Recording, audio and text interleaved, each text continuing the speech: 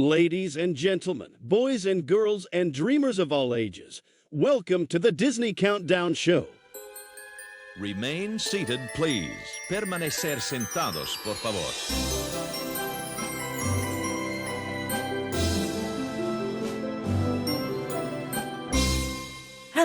Hello, and welcome to another episode of the Disney Countdown Show, where, y'all, this episode is going to be really fun because we are bringing in the razzle and the dazzle and the sequins and glitter of Broadway, and it's going to be fantastic. I'm so excited. I'm excited for this. You know what? As I was going through this list, I kind of realized, I actually have a lot more Broadway songs that I really like than I realized. So I'm going to have to cut down to my top 5. And I know our two guests, Michael and Ben, are also going to have to do that as well. Yes. I think... So our original plan was to do, you can do Disney Broadway songs, right? That could be both from the movies that they were adapted from and also new ones that were created for the theater production. Right. So I'm excited to get into our countdowns. I'm super excited for Ben and Michael's because they are, they're not only theater nerds, they're in the industry, they've done theater, and I'm really excited to get their takes on these songs and these musicals, so I'm very much looking forward to this episode. So if you are a theater fan, you guys definitely stick around. It's going to be a good one. Yes, they are from our sister countdown show, so they're part of the Countdown Network over here, like how we have Christmas Theater countdown. They are Theater Countdown, and so a little bit of background for them. Ben Cameron is one of the guests. He is part of the original Broadway cast of Wicked and Aida. Also appeared on Broadway in Footloose and some super other fancy Broadway scenes also. And our other guest too is Michael Judsonberry, and he is like, he's on social media. You might have actually seen him do some of his Schitt's Creek impersonations in some of those videos too. Which I totally have. I've seen his videos and his voice, his Moira Rose voice, and it's incredible. He does such a good impression. I can't wait for y'all to hear it because we went ahead and filmed their part first. In all transparency, we filmed their part first before we got into this, and it's very impressive. It's really good. It's really good. But he's also one of the co-hosts too, and he is a Broadway producer. He is, and he's part of the casting of a couple of Broadway musicals. Yes, and some that recently just were on Broadway too. So they're both very much a part of this industry, and it's fun to like talk to a sibling show and be like, "Hey guys, we're doing the ultimate crossover. We're doing the Disney and the Broadway stuff. Why don't you guys come on in and we'll talk shop and we'll get into all this." And I think you guys are really gonna like this episode. It was a lot of fun, yes. So it's going to be a ride, and it's going to be very musical. But of course, before we get into all that, hi, my name is Megan, the Magical Millennial, and my co-host today, of course, is the lovely Dapper Danielle. We are on the socials, Instagram, TikTok, Threads, and then of course we are at Disney Countdown Show on all the socials as well, Pod Disney on Twitter /the X, and you can of course watch us on YouTube. We do have our full episodes there with our smiling faces. That's youtube.com/Countdown Network. So hello for everyone who's watching on YouTube. And yeah, looking forward to this one. So guys, again, we are doing top 5 only for the Disney Broadway songs, similar to our Jungle Cruise jokes that we did last week. It is just our top 5. So we had to narrow it down a little bit more. It was so much fun. I very much enjoyed it. Yes. That gave us a good laugh. We love our dad jokes on the Jungle Cruise. Yes. And now, again, in all transparency, we are filming this the day after we just filmed our Jungle Cruise ones. So Megan, do you have? You're in the second line now because you didn't get any of your tickets. Yes, for those who listened last week, I was in the D23 Expo ticket line, or in the queue. And today, y'all, it's not much different. I got kicked out on the first day for the D23 Gold members, and today I am way back in line for the Visa card holders. So it's not looking good for the Magical Millennial at D23. But we'll see. Okay, we got an update. Y'all. So the D23 Ultimate Fan Pass, which is the 3-day one, is sold out already, and it has been an hour. That's a shame. That's the one I'm looking for. Oh no. I know. So, I don't know what's going on. Apparently there are tons of people that are going to this thing. I haven't had this much trouble getting tickets in a long time. So it's hyped up this year, and there are just a lot of people buying tickets. but I'll keep you posted as I get through the queue. All right. If anything changes in the middle of the show, please let us know. I will try. We do have some reviews and some 5-star fan mail that we got to get through. Do you want me to take this first one? Yeah, go for it. Okay. This first one is from, is that Bagel Tank? That is Bagel Tank. Yes. Mm-hmm. Okay, now I'm hungry for like a nice warm, like I no bagel. joke. That sounds so good. I was craving a bagel yesterday, and I think I'm gonna get one very soon. That's hilarious. Thank you, Bagel Tank. You're making us hungry now. Appreciate anyway, for Bagel Tank's name for this one says great Disney content, 5 stars. Thank you so much. And it says I first started following Danielle after she appeared on another Disney podcast. Shout out, we like theme parks. Whoa, yes, throwback. Nice. That was one of my first interviews I did back. That was almost like 2 years ago now. That's crazy. Oh, nice. And I enjoyed her content. When I heard she was going to start hosting a podcast, I was excited. After my first episode, I went and followed Megan. The chemistry of these two have the chemistry that these two have is great, and their Disney knowledge and opinions get me thinking about my own favorites and lists. Really enjoy it, and have gone back and listened to all the episodes from the beginning. So keep up the good work. Thank you so much. Thanks, Bagel Tank. Thank you. Yay! Oh, that's so awesome. I love it. All right, this next one is from, oh boy, here's a username. Okay, oh, wow. Chris Cox rules the skies. 1, 2, 3, 4. Hello, Chris. The title is This Show is So Fun and Magical. Another 5-star review. Thank you so much. And says, hey guys, this show is absolutely the best. It is a great way to start my week, bringing magic and light to my day. I've always been a Disney fan. When my sister and I were young, we'd watch Disney movies on repeat on VHS. Oh, that's my millennial heart so happy. It got to the point that we could recite any movie or tell which movie was being played by the music. I love your countdown videos, especially the love song countdown. Oh, I love that one too. That was fun. You'll like this episode. Oh, for sure. I am getting my aunt to start listening to this podcast because we are doing a trip next week. Y'all just give the best advice, tips, and tricks. And last thing here is Danielle, your outfits for the Adventureland Day were amazing. You really do know how to do your stuff. Oh, thank you. Her outfits are always spectacular. Yes, I'm doing a hair flip that you can't see right now if you are listening to the podcast, but I just did one, and thank you so much. Yes, as I'm trying to, I was pretty proud of my outfit for Adventureland Day, and now Dapper Day, it is around the corner, and I am not prepared. I know. It's coming up pretty soon here, and it is. Chris, I am noticing that you did say next week. This was submitted on March 19th, so if you are in the parks, I hope you're having a great trip. Yes. Or of course, if it's coming up, hope that it's magical for you. So yes, yay for Disney. Know. Yes, please do.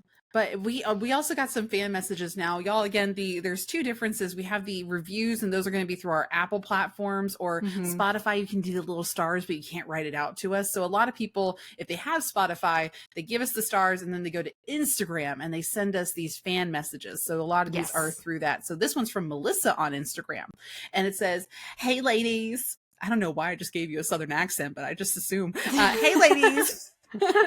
I've been following you both individually for quite some time, but recently decided to give the podcast a try when I saw Lily was a guest. Now I'm hooked. I like to listen while I go on hikes around my neighborhood trails so I can keep both my body and my mind parks ready. Mood. Smart. Understandable. I just wanted to pop in and say I first pumped in the air at the Summerween reference this week. Oh, yes. It's like Gravity Falls. Yes, the Gravity Falls reference. And Megan, it was never too late to become a Gravity Falls fan. I hadn't watched it until I started it with my kids, and it's safe to say my husband and I enjoyed it even more than they did. Also, the A to Z game you played is actually one of my favorite games to play as a family while we're waiting in line at the parks. For X, we always say there has to be an X in the name. So not necessarily in the beginning, but somewhere in the name. Keep up the great content. I hope to bump into you at the park sometime. Thank you so much, thanks, Melissa. Thank you. And I will try to get into Gravity Falls. I was not the biggest, not a fan when it first came out on Disney Channel, but you can always start on Disney Plus. So I really got into rewatching it. Like I started rewatching it on my plane rides. So I would download 4 episodes at a time, and then I would go through those 4 episodes and then the flight back 4 more episodes. So that's how I got into it again. I should do that too. That is something that I do with my comfort shows, but I could do that with Gravity Falls. Okay. Yeah. That's a good idea. Thank You're you. welcome. All right, so this next one is from Kayla Joe on Instagram, and Kayla says, "Hello there. I love listening to Danielle and Megan with their countdown lists. You gals are a power team. You complete each other." Oh, I love that. Oh, stop. Although, Danielle, you gotta stop apologizing for your rants. I live for them. I love both your personalities, and I wish I could meet you in person. Your content here and on your personal Instagram accounts just makes me so happy. I don't remember what episode it was, but Danielle, you mentioned that you had a playlist you listened while walking to work at Walt Disney World. I would love to be able to follow that playlist on Spotify. Megan, do you have a playlist that you like too? Or another countdown list that you can work on? Another countdown list you can work on are the songs that get you pumped and energized for the day. Love you, girls. Okay, Kayla, I love the suggestions. I will have to go through my Spotify account. My Spotify account is open. I do have some playlists that are open that everybody can listen to. Like I have my personal favorite Disney songs and then my playlist all about the Country Bear Jamboree. So I'm going to have to see if I still have that work playlist for when I used to work at Disney Springs. I know which one you're talking about. I'll have to pull that up. Yeah, that's a very good idea. And it's also a very good idea for me to get on Spotify in general because y'all, I'm not a Spotify person. I'm an Apple Music person. And no, Really? I do not even make playlists over there. It's so bad. I listen to random playlists on Apple. Yeah. Yeah. No, it's bad. I'm way behind the times. Like right now I'm on a Tears for Fears kick where all I'm listening to is Tears for Fears. Like Everybody Wants to Rule the World is all I have right now, like playing on repeat. No, and head over heels. Like, I'm sorry. I like the Spotify playlist. So I see, maybe just do like a free version or like do the demo and see what you think. I think I need to. I think it's about time because that's my fiance is making our wedding playlist on Spotify and I can't even see it. I can't even like add to it. I'm like, oh my God. I feel like a geriatric millennial. I feel like I'm 40 years old or more. Sorry to anyone that's listening and thinks that's old. Sorry, Danny. There he goes. As he leaves the room. He's done. Offensive. I'm sorry. Dig the hole any deeper. I got one more for us for the fan Okay, one mail. more. Okay. And it says, "Hey Danielle and Megan, I haven't been able to make it to the last few virtual hangouts due to work, but I have been keeping up with the podcast. I have a few questions for you that needs a bit of explanation. So the first question is there a Disney film or a song that you associate with a core memory in your life?" Oh, wow. That's a hard one. He says, "Mine is Frozen 2. I was reminded recently of watching Frozen 2 while I was in the process of moving away from my hometown friends and family. While watching that movie, I was a crying mess in the theater, surrounded by people I didn't know in a theater that was new to me. This movie taught me to embrace change and always believe in myself. Thank you for always being awesome. I often yell out the correct answers during the games while listening, and I listen to a few Disney podcasts each week, and the Disney Countdown show is my favorite. I hope to be in the next virtual hangout. See you then." Oh, thank you, Mark. And I did think of one real quick as I was reading through this. And for me, it is the Winnie the Pooh movie, the one that came out in 2011, 2012. 10? Yeah. It was 11.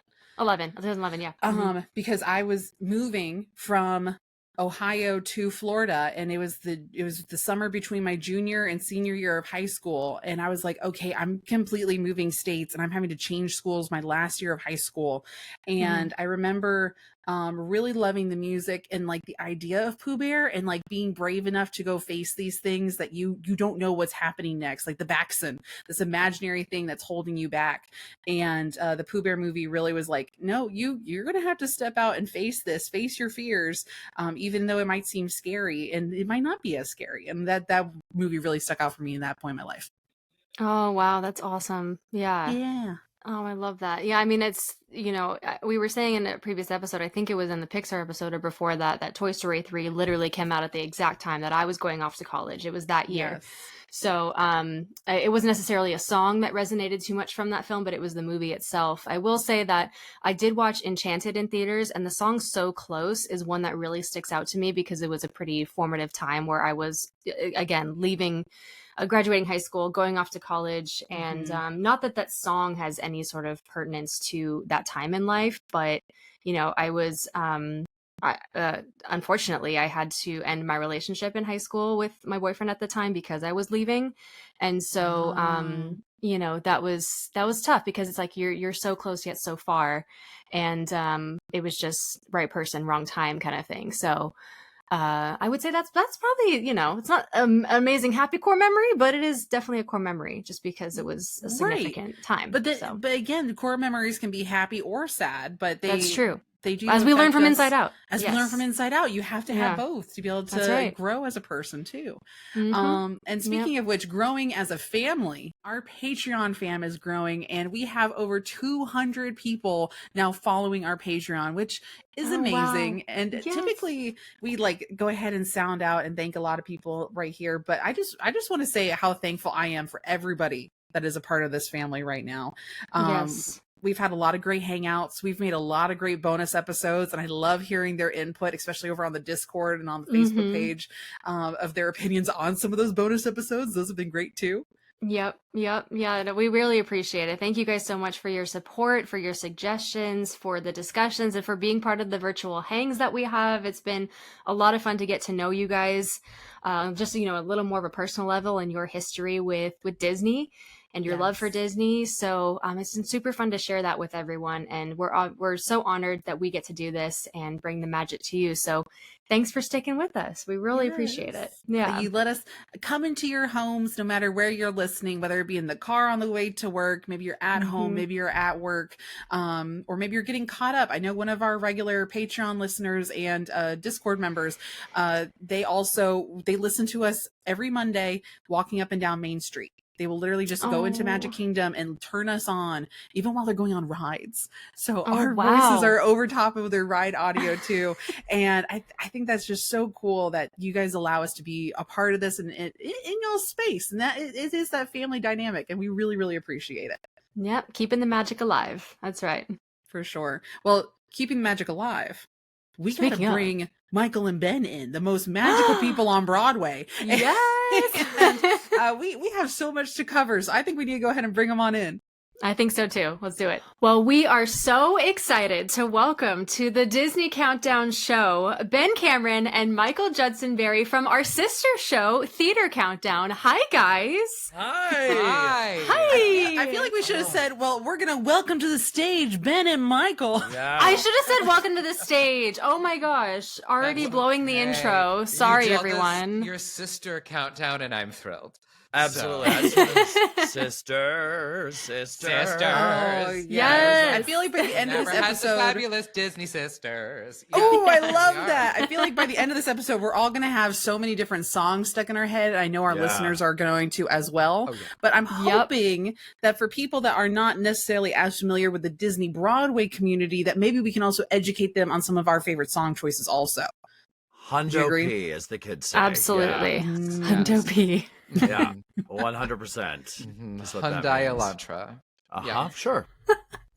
Now, for those that aren't familiar with our sibling show, I guess Michael and Ben, do you want to explain a little bit about what you count down over on your show? Because everybody knows that we talk about a lot of Disney theme parks and a lot of food and everything in between. So what about y'all? What are you guys counting down over on your show? Well, it's wild. It's the Wild West of podcastery.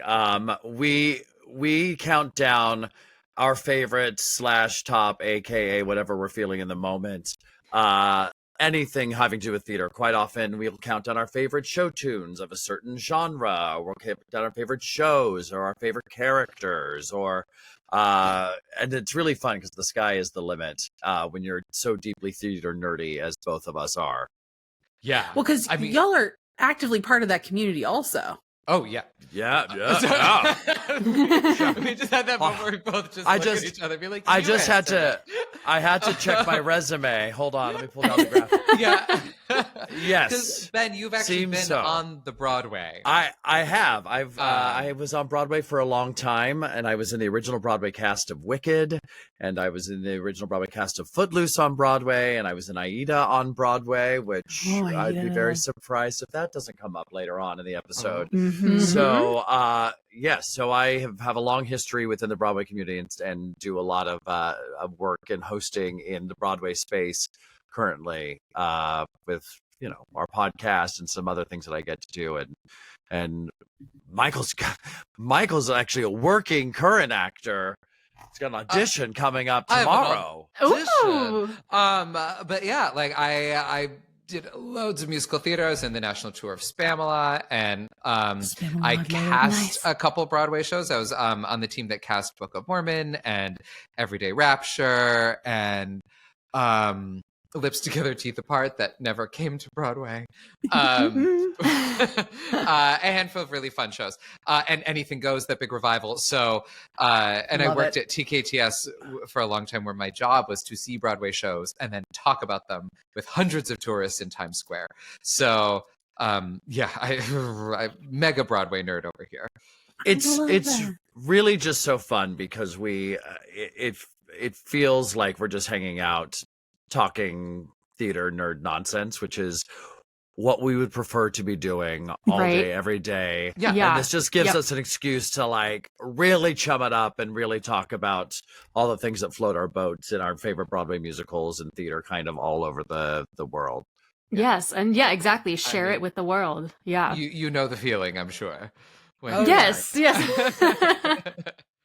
You do. Yes. It's so awesome to, first of all, talk about what you love, talk about your passion, talk about basically your life and, be able to connect with a community that does the same and, get various opinions and suggestions back. I love that. So that's so cool. And very impressive resumes, too. I can tell you, too, that the thing is, and I say this, I host BroadwayCon in New York as well, which is exactly what it sounds like, Comic-Con for Broadway nerds. Love it. And I say this from the stage all the time when we've got all the Broadway stars up there and a really amped up audience all in varying cats and phantom costumes and dressed as trains and Spider-Mans and whatnot. But you don't get to be a professional actor or be on that side of the stage without first being a fan of theater. And what we commonly say now is a theater kid or a theater nerd. And at the end of it all, before anything, I think I speak for both of us when I say before any of our resumes, we're just theater nerds. Yeah. Just like everybody listening, Yeah. Mm-hmm. Oh my God. Absolutely. And when you said food, I was like, wait, something we have to count down, the top 10 things we've seen people eat in a Broadway theater. Oh my God. That would be a good idea. Wait, is that I would love to hear that. on stage or in the audience? In the audience. In the audience. Yeah. I will never forget seeing Mamma Mia, and a family behind me had a full picnic. And honestly, it smelled, as inappropriate as it smelled delicious. And I was I really wanted to turn around and be like, don't do that, but also, can I have a fry? Because it smells like it's covered in rosemary, and it smells really good. Oh, it was a high-end fry. You'd think you were sneaking food into a theater. With truffle oil and everything. Yeah, right? I'd go... If I was trying to get in sneaky, I'd have a McDonald's fry, something compact. Mm-hmm. Oh, yeah, no, I think they went to Glass House Tavern and got something nice for themselves. Oh, my gosh. Brought in just a buffet. Oh, just a skillet of risotto to be enjoyed during Annie. Yeah. I mean, a mood. Hilarious. I get it. Yeah. The sun will come out tomorrow, and so will my gnocchi. Go big or go home. I mean, at least gnocchi as a food choice in a Broadway theater is not crunchy, right? Classy, right. Because if you're soft, unwrapping your hard candies or chomping on some nuts, that's going to make a lot of noise. But gnocchi really just kind of slides down your throat on its own. Actually, I do have a story about how I made so much noise and completely by accident. And it was during Phantom of the Opera. So Phantom, Danielle. I was at how old was I? I think I saw Phantom for the first time. Oh, I know. I saw Phantom for the first time when I was 13, and we were up right there at the top of the balcony area. We were the first row, top of the balcony. Oh, thank you. Yes. And nobody panic. And so after Phantom mask. So after intermission, we went and Dad got me a little Shirley Temple because that was what all 13-year-olds drink to be fancy at the theater. And it came in this nice little plasticky flute glass, or it was something like that. And it got to the end scene where they're in the dungeon and it's the most climactic scene. I didn't realize I was still holding on to my cup, and then a noise or something happens and I was so shocked I just went and the theater's dead silent, except for my cup and people thought it was a sound effect on part of the stage. Yeah. And since we were right there in the very center, that sound resonated, and people in the front turned around because they're like, why is there a sound effect coming from all the way back there? And I was so devastated. So like 13-year-old Danielle, who's already so self-conscious as being a preteen, is just like holding on to this plastic cup in her hand, is just like slowly sinking back down into the seat. Oh my God. Oh Devastating. no. I At think least it was a quick sound, you know. At least it was a quick like, sound. you know. And But it was so loud though. And it was at the point where everybody's in dead silence. Some people are in tears. Of course. And then I'm just like, and I ruined the moment. I don't know. I think it's funny. interactive theater. You know That's what I mean? right. Maybe there's It's just sound effects true. coming from everywhere. Yeah. Which And You apparently never know. apparently is the like whole plan for Phantom of the Opera to come back to New York City, is that the idea is that it's going to be some sort of like immersive, interactive-y kind of theatrical experience of the trying to Phantom get of a the play Opera. off of the Yeah. Harry Potter Lost Child idea, with it's like all interactive into the theater idea. Maybe. Yeah, I don't know exactly, but I do know that ever since producery people that I know, since Phantom closed, it was never going to be gone for too long. Yeah. No. I Of course figured not. because it just hadn't been updated since 1987, Right. and you know, sometimes a show like you're like it could use like they could dust it off a little bit. You know, Yeah. I think the last time I saw it, the chandelier was like, "Meh, meh, meh, meh," and poor Christine was just screaming for a very long time, and I was like, girl, just take 3 steps that way, like you're good, Well, that's, but I think- You're fine. you're gonna be But fine. I think that's what's exciting, though. I think that with like the technology today, whatever they come up with, like, Yeah, I it's gonna remember be that moment amazing. too, where spoiler alert, the chandelier falls, but it kind of does come down at a pace that you're like, I'm not in danger. None of us here. I'm This fine. is not a threatening moment. Right. Whereas I think nowadays they could probably really drop the thing and scare the pants off the pain. Off the And Before Danielle, what as a actually grown happened. adult, will be breaking all the champagne All the- glasses at the point. So don't get a Shirley Temple this time, because for sure it's gonna freak you out. Oh, exactly. Absolutely. Right? You're gonna want gin for this Phantom. Make it a more thrilling experience. Yeah. Now I'm just picturing you walking up at intermission, and be like, "Good sir, I'd like a gin." And can you put some cherries in it too, just for giggles? Thank you. Oh, that's sweet. Mhm. Oh, that's Totally. funny. Okay, but I guess when it comes down to Disney and Broadway, Yes. right?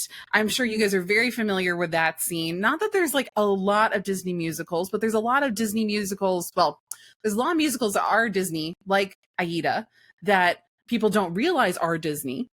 Newsies. Mhm. Right. And I'm trying to think what other ones came out here recently that also were Disney. That you wouldn't think were Disney? There was a Freaky Friday musical. I don't know if ever There went was to a Freaky Broadway. Friday Yes, one. there Yes, there is. was. Yep. Mm-hmm. Mhm. Yeah, there's some Um, great music in that. Yeah, and there's some that have kind of played off. There's also the ones that have not actually come to Broadway but have been put on stage. Mhm. There is the Disney Hunchback musical, which Yeah. played at Paper Mill Playhouse in New Jersey, which is the state theater of New Jersey, and it's massive. It's this huge cavern, and I actually went to see it, and it was breathtaking. But there Mm. just was never any plan to bring it into the Broadway space. But now it's being licensed, and now they're doing Hercules, Disney Hercules, Hercules, yes, saw which that. Mhm. which happened in the park at one point, and now is playing in Europe. Yeah. So Yep. who The knows German if that will- production looks insane. It looks so amazing. Yeah, so some of those you kind of go, well, will they come to Broadway? Will they not? I know. But they're out there. Bed knobs and Yeah. broomsticks over in the UK that we don't have here. Yes. What is wrong with the world? Right? And I just saw that Peter and the Starcatcher was Disney, which I did not know. Oh, okay. If you I'm know, today- Peter and the Starcatcher is this really fun play. Like that had a lot of precursor music, to- but technically was a play. Yeah. I One did not Christian And know. that's Moritoni. how you end a conversation. Right there. I had no idea that was Disney related at all, actually. I'm today years old learning that. What a hoot. I was just going to ask, since I have seen quite a few of the Disney productions on Broadway, like, do you guys, without giving away anything, of course, when it comes to our countdown today, do you have any favorites that you've seen in your life? I guess they've been around for quite some time. Like, maybe not song wise, but maybe production wise. Just the musicals in general. Yeah. I think Beauty and the Beast changed the game of Broadway. Yeah. Oh, it Quite did. frankly, I think Beauty and the Beast on stage kind of elevated where we could go with the quote unquote mega musicals because it had the Disney magic. It was the first time we were kind of seeing really well known properties beefed up with additional songs written just for the theater experience. Yep. I thought, and I quite frankly think it's a masterpiece. I remember just being really obsessed with it. And they did such a wonderful job of in the casting. You hear Susan Egan's voice and you go, oh my gosh, like I'm there. I'm in the animated movie, which is all any of us ever wanted to be. But then also giving like additional character development to like Maurice and the Beast, who don't really have that many lines in the movie, but now they have like a personality and they have more depth to them. Right. Yeah. Right. I Yeah. mean, Beauty and the Beast changed my life. That was the first big show I ever saw when I was a kid. And that was the show that made me want to go into theater. I remember walking out of that theater as a kid and looking at my mom being like, one day I'm going to be up there just like that. And it literally, Beauty and the Beast literally changed my life. That will always be one of the most special nights of my entire life, is going to see Beauty and the Beast. Strap a fork on your back and go. But also, I will be anything. I wanted to be the candlestick, but I'll be Spork number 3. I will be. I just want to be Madame Wardrobe. That's all I wanted to be. Yes, doesn't want to be Madame. Oh my God. But let's be honest, The Lion King on Broadway to this day is like still like the number one selling show on Broadway 25 years later. And it's just the opening sequence alone of what they did with that live and Julie Taymor's vision brought to life is still kind of unmatched in how we can experience theater. It is. Oh yeah. It's it's been around for so long, but it is that special and it is that good. And it took me years to go, mostly because I was in shows when it was playing. But it took me years and years and years to finally take like family members to actually go sit in the audience on Broadway and watch the elephant walk by. Spoiler alert! And just being like, you can't deny it. It's just overwhelming what it was able to accomplish. Disney has done it right, I think, coming into the Broadway space. Yeah, absolutely. And that's not to say that all of the Disney shows have been as big of hits as others or that you would even expect, but they do a really, but they do a really, really good job of it. They do. The Lion King was the first Broadway show I ever saw. Nice. So that's definitely ingrained in my brain as just like this amazing. I had no idea what to expect even as a kid. I was like, okay, I'm going to go watch The Lion King live. Like, what is this? And then being absolutely blown away. And then I recently watched Frozen and same thing. No idea what to expect because I had seen Frozen at the Hyperion in California Adventure. And I was like, oh, is that what this is going to be? No. Oh my God.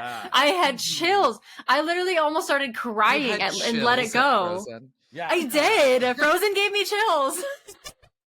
Literally and figuratively. Weird. Yeah, exactly. As intended. I think you're right, though. I think what they get to do with these, when they put it on stage, I think Danielle said it really well, is that they get the opportunity to expand the world beyond what we know in maybe the movies, the character development and the whys of things that have to exist in theater for you to buy into it, right? True. The live experience. True. Yeah. The one thing I do remember from Frozen is that they added a scene with Oaken's family, and they were all in the nude, but they were covering obviously their extremities and stuff. It was fantastic. I laughed the entire time. It was great. So stuff like that. Where it's I remember watching that and going, Did I just slip through a wormhole? I don't know. What is going on? Why this is happening? I'm delighted that it is happening. Are those people naked? Why are they hitting each other with sticks? They look really happy. But what a number. Somebody posted a TikTok here recently of it had to be one of the stage hands of that scene of them walking on and off stage, like around in the back. And I watched this, and I didn't realize that scene was in there until I did some more digging. And that was my first time seeing it, was this TikTok, and I'm like, why is the hashtag frozen? What is going on? I am so confused. Yeah. It's a thing. Yep. Mm-hmm. Oh, well, goodness. Even in Aladdin, they get into the secondary characters that are Aladdin's friends, that they give them a whole big number, and their names are Babcock, Kasim, and Omar. And they do a whole 12-minute number in the second act, where it's just kind of hilarious of them running around. It's really fun. Their song is great. I love their adventure. Oh, so good. Yeah.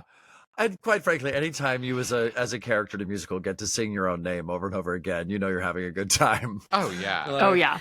It's not the main guy whose name is the name of the show. Title also, of the you know? show. Yeah. Oh man. Well, I feel like we need to either go ahead. Do we want to play a game first, or do you want to jump into our countdown first? I think we should play a game first. Let's do I the think game. Let's play a game. Oh my God. Also, somebody said Frozen when Elsa's dress gets ripped off during Let It Go. Again. Theater magic. Magic. Chills. Theater magic. It's like, let it go. Oh my God. Incredible. There's also nothing quite as delicious, however, if you watch any of those clips of I don't know if they are at Disney World or other productions where they're doing some sort of Frozen thing, and it doesn't quite go. I saw it. Yeah, I saw that yesterday. Yes. It doesn't come off all the way. Yeah, I've seen because that. I think in one of them, the technology is that it inflates to fall off. We don't want to spoil magic. Oh, but some of them, there's a cord. You saw the one you saw, I'm sure. She has a cord she has to pull, and it doesn't. It doesn't. Or the Tokyo and Disney twist, World version for Phantasmic. It's like a diaper system almost, and then it comes off. It's weird. Oh, no. It looks like a diaper because the way it's folded up around her hips. Oh. So. This production brought to you by Depends. Let it go. Anyway, wait. We got Chris here, and he's going to start our game for us. Oh my God. Oh my God, this is the branding crossover we never knew we needed. Depends. Frozen by Depends. Just let it go. That is inspired. That's why I make a podcast with him. Right there. You hear it. Right there. Yeah. Hilarious. Genius, Michael. I just broke myself on that one. We've broken him. If We've broken the seal. Was still here. Yeah. All right. All right, With that, let's get to our game. Alrighty. Our game master, Chris, has arrived. Hello, Chris. We Welcome know in. this game master. Ben, There's Michael, you don't know I have theme music for this one. Their facial expression was hilarious. Can I you was believe like, that? This is normal for Chris. Why do you guys? Yeah, he has his own trumpet music and everything. Yeah, I don't know how it came about, but I have music. Well, it's because he has his own theme song. in the very beginning, I started doing a he is here, and then you're like, oh well, I had to have my own little intro to trumpet myself in, and so you don't have to do that every single episode. And I think that's how I kind of got started. Get it. Chris, we haven't made you feel loved, Chris. It's okay. Is that what it is? I can play that one on Theater Countdown if you want. We can give you da da da da da da da da da every time you come in. That'd be great. I mean, Well, you don't that's have to. good. Step right You there. just did, and I'm going to isolate that, and I'm going to play that whenever I come in to play games. Just by that Now that he's got it. is hilarious and really speaks to the moment. I think It it's sure really does. it's loud but not impressive. Well, we do have a game on Disney Countdown. It's called Yensid. On Theater Countdown, it's called Yadorb. We're playing backward songs. Let's go. Great. I love this. So excited. Me too. I'm freaking out. Yadorb is Broadway backwards, I'm assuming. Yes. Yeah. That's nice. Yeah. Yadorb. Danielle already has her pen and paper out so she can write it out because the dyslexia works I know you overtime got on this game. to get the title backwards is so you hard. think it would almost be an Oh. advantage. Do we have to say that? Do we have to say the title backwards? You have sure to say do. the title backwards. You yes. sure do. Yeah. So the way it works, for anyone that hasn't listened to this before, I'm going to play a song in reverse. It'll be their jobs to guess what the song is, and then say the name of that song in the words of that song, the words of that name of that song in the reverse order. That's a wordy introduction. Yeah, we'll get you'll figure it out. It's very simple. There it is. Chris is here. Oh, gosh, I might have to use that one instead. Yeah. So I think it'll be pretty self-explanatory. There's so many people here, so if you do know it, maybe just go ahead and audibly let people know. I'm just gonna throw myself yeah. on the floor. You'll just see me. Yes, and the theme for all these, we're doing. These are all songs from Disney musicals from the stage. Okay, cool. Okay. All right, so here's the first one. Always sounds like satanic rituals to me, but here we go. Yes, exactly. One of them actually is. So we'll see if you can pick up which one it is. Oh, great. Okay. What kind of hoodoo are you bringing onto this show, Chris? You ain't be doing that. We'll have to see. Here you go. Here's the first one.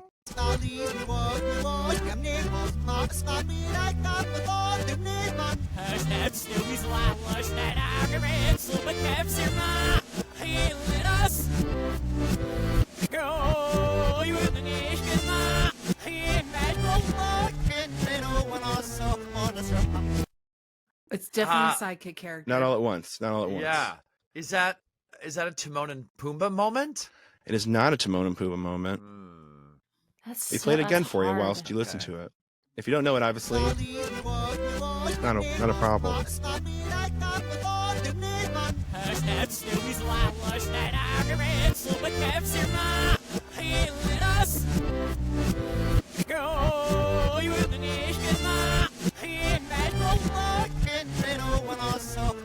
So if we don't know it, I am Teresa and the Patreon family are screaming at us right now, and even Steph is saying that they might know what it is. The chat's going crazy. Wait, I think, is it Fathoms Below from Little Mermaid? It is not. I'm going to give you this little thing. What the heck? Is it from Aladdin? It's not from Aladdin. Does anyone in the chat want to give it a shot? Come on, chat folks. Come on. We're counting on you. Is it from Frozen? It's not from Frozen. It is from a little play called Newsies. I was going to say, Here it is. it sounds like Newsies. King of New York? Oh, I just listened to this last night. Oh my god.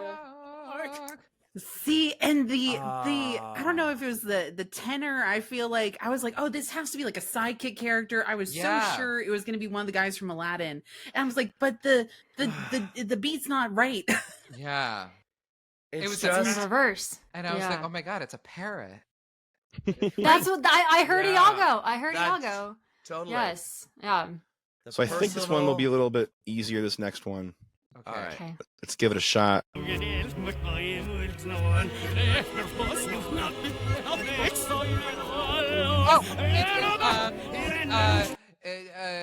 Rao? Tzgyug? What is happening? Eve? Is it be our guess? I'm not sure what's happening to Michael, but that's not what the song is. Say it backwards? No, you're just going to say the words. So you just say guest RB. guest In that RB. case, it is absolutely correct. Oh, guest RB. I was trying to say it like fully backwards. Oh. Like a fragicus I probably looked whatever like it I is. just had a minor stroke. Overachiever. It was so I was going for Stuart Lives Exosiligar for the Creepus, not Dosha Sally Expiastic Fragicali Rupus. Right. Oh, yep. Well, All these are I my know parties is that you should try the gray stuff. It is delicious. That's right. fair. Okay. Here we go. Here's the next one. Arabian Nights. Oh, I was gonna say I got it the last second. Yeah. Well, you're going to have to say it in reverse. Oh, say it in reverse. Nights Arabian? Yes. Incorrect. Oh, it is. Oh. Yes, it is. It's incorrect. Is it Oh, Me it's like another friend. Me like friend?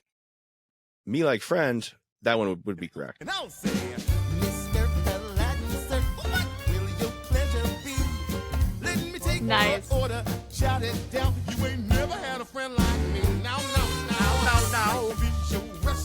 So Very good. So good. I was Wait, doing Moving on. Wait, No, can please. Can I ask our Disney experts a really Yeah. controversial question? Yeah. Danielle and Megan, will you be honest with me? Yeah. Yeah. Thoughts on Will Smith's Genie? I knew you were gonna ask that. I liked him. I You thought it was did? good. Okay. No one beats Robin, but Yeah. I consider all three separate categories. So musical genie, separate category, animated genie, separate category, and then Will Smith live action is separate category. So that way they don't cross into each other and I don't have to pick favorites. Because there's certain elements of each of them that I like. I'll pick favorites. And yet, at the countdown must exist. Okay. I'm just asking because... Full Jeff Goldblum on her. You know that, I'm right? sorry. That was good. I love Aladdin on Broadway. I'm obsessed with the original movie. And Patreon people know that I'm saying this with love, but I can't even listen to the Will Smith version. It's unlistenable. Okay. It's unlistenable to me. I totally understand that. That. Whenever it comes on, I do tend to skip it. On my Disney Hits playlist. But that's the song you shouldn't be skipping. I know, and that's sad. Right. Just saying. I think his portrayal and his acting chops were okay. I don't think he absolutely butchered it, but I think it was enjoyable. He was funny. There's so much to sell there, and I didn't feel it was sold. Okay, that's just moving on. Moving on. Yes. Please keep Will Smith's genie out of your mouth. Yeah. Ow. Haley in the chat is saying she prefers the actors who played Genie at the Hyperion. Every single actor who played Genie at DCA was incredible. Amazing. So props to them. Yes, I believe it. I absolutely believe that. Yeah. It was. Everyone loves Aladdin. That was at the Hyperion. So for sure. R.I.P. Hot take. R.I.P. Come back. All right, back to the task at hand. Here we go. Here's another one.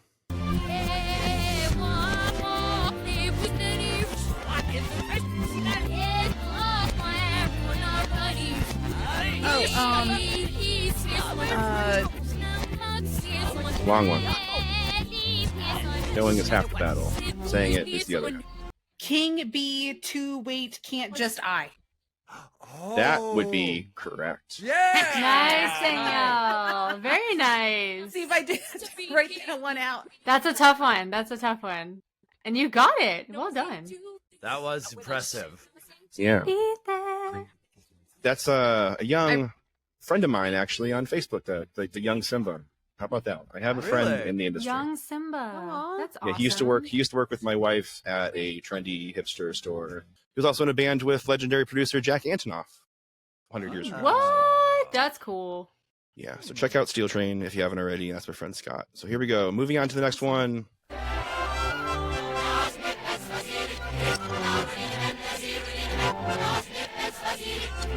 Oh. You just said it. Yeah. It's Docious Alex Pistically-Rufus. It's not. Yes. It's Time Step In. Time Step In is correct. That's it. Time and and Step. Step. Yeah. Time and Step is fine. I knew it was Mary Poppins.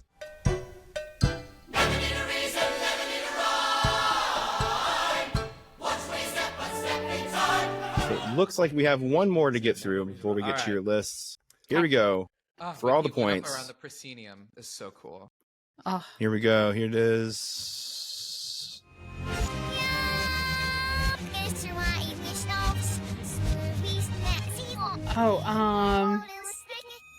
Another long. Is it from Frozen? Yes. Yeah. Is it Snowman? Snowman. Build Wanna. Build. You do. Wanna you do. Pretty close. Yes, it is. Do you want to build a snowman? Wanna build a snowman.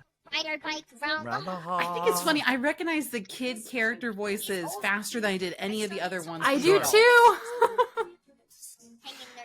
From Lion King, Frozen. Right. Yeah. And that's it. That's what Yensid. That's Yensid. We played it. We did it. Yay, team. Holy moly. Huzzah. Wowza. We did it. Thank We you, did it. Chris. That I was knew a we lot of could. fun. Thanks, Yes. Chris. Thank you. Love that game. Now for your No. exit music. So long, farewell, outfitters, and goodbye. I'm Now definitely. you get it. I Now you get an gotta pull exit that one song, too. Chris. I gotta pull that one too. Adieu. You get both. Adieu. To ya. To ya. ya- Adieu. ya- Adieu. All right. Well, thank you so much, Chris. That was a really fun game. I kind of liked fun. that was a little harder than we Yes. anticipated, actually. And like we said, I think I got the kids' voices a little bit easier than I did some of the adult voices, and I don't know why. But let's go ahead and count down some of our top 5. Now, this one's just the 5 through the 1 of our favorite Disney musical songs, and they can exist either in an animated movie or they can be exclusive just to the musical version as well. So, Michael and Ben, do you guys want to go back and forth? Do 1 do 5, 1 do 5, and then go all the way down that way? Sure. Yeah, that's great. Michael, do you need to rework your list? I know we talked about Chitty Chitty Bang Bang. Because here's the thing. I genuinely thought Chitty Chitty Bang Bang was a Disney show up until we started this episode. So I had maybe 2 songs from Chitty Chitty Bang Bang. And also I had like Anastasia in there, and I had to remind myself that also was not technically a Disney show. Yeah. Right. Back then, yes. So my list had some last minute Great. alterations. I'll go first. Hey, Ben. Okay. And I was telling Michael I'll when we go were first. talking about that yes, the composers were the Sherman Brothers, but it was not put on by Disney. And I asked the question of, okay, your random Disney fact or not Disney fact in the middle of the podcast that you probably don't care about, but I'm going to tell you anyway, is what is the connection between James Bond and Chitty Chitty Bang Bang? Oh, yeah.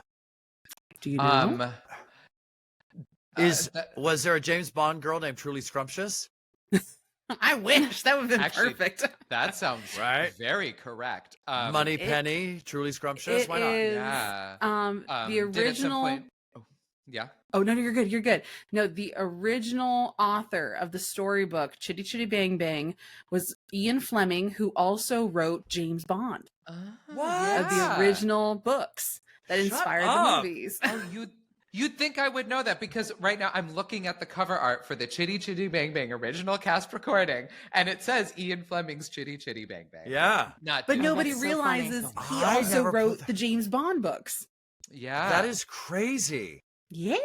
I think I would have assumed they were just different Ian Flemings. Right? Because Yeah. they're so different. Chances. Yeah. Same one. Yeah. Oh my God. Imagine that crossover. Chitty Chitty Bang Bang. Bang Like bang. this- Well, Then it goes my into what's the face. song?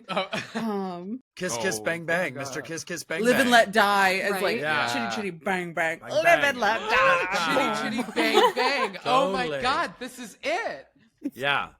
The ultimate crossover. Yes. Anyway. Ian Fleming's Chitty Chitty Bang Bang, a continuation of the James Bond series. Yeah. Done and done. Oh my God. This needs to happen. Okay. If we All right. all put our Love it. minds to it. All right, I'll start. Number Great, 5. I am gonna tell you that I did go for mine on I went all songs that are not in the animated films. I went for all songs that exist in the musicals. Awesome. Yes. Because I think, as we talked about earlier, it's so great to see the expansion of the world that happens on a Broadway stage and how they must create a narrative.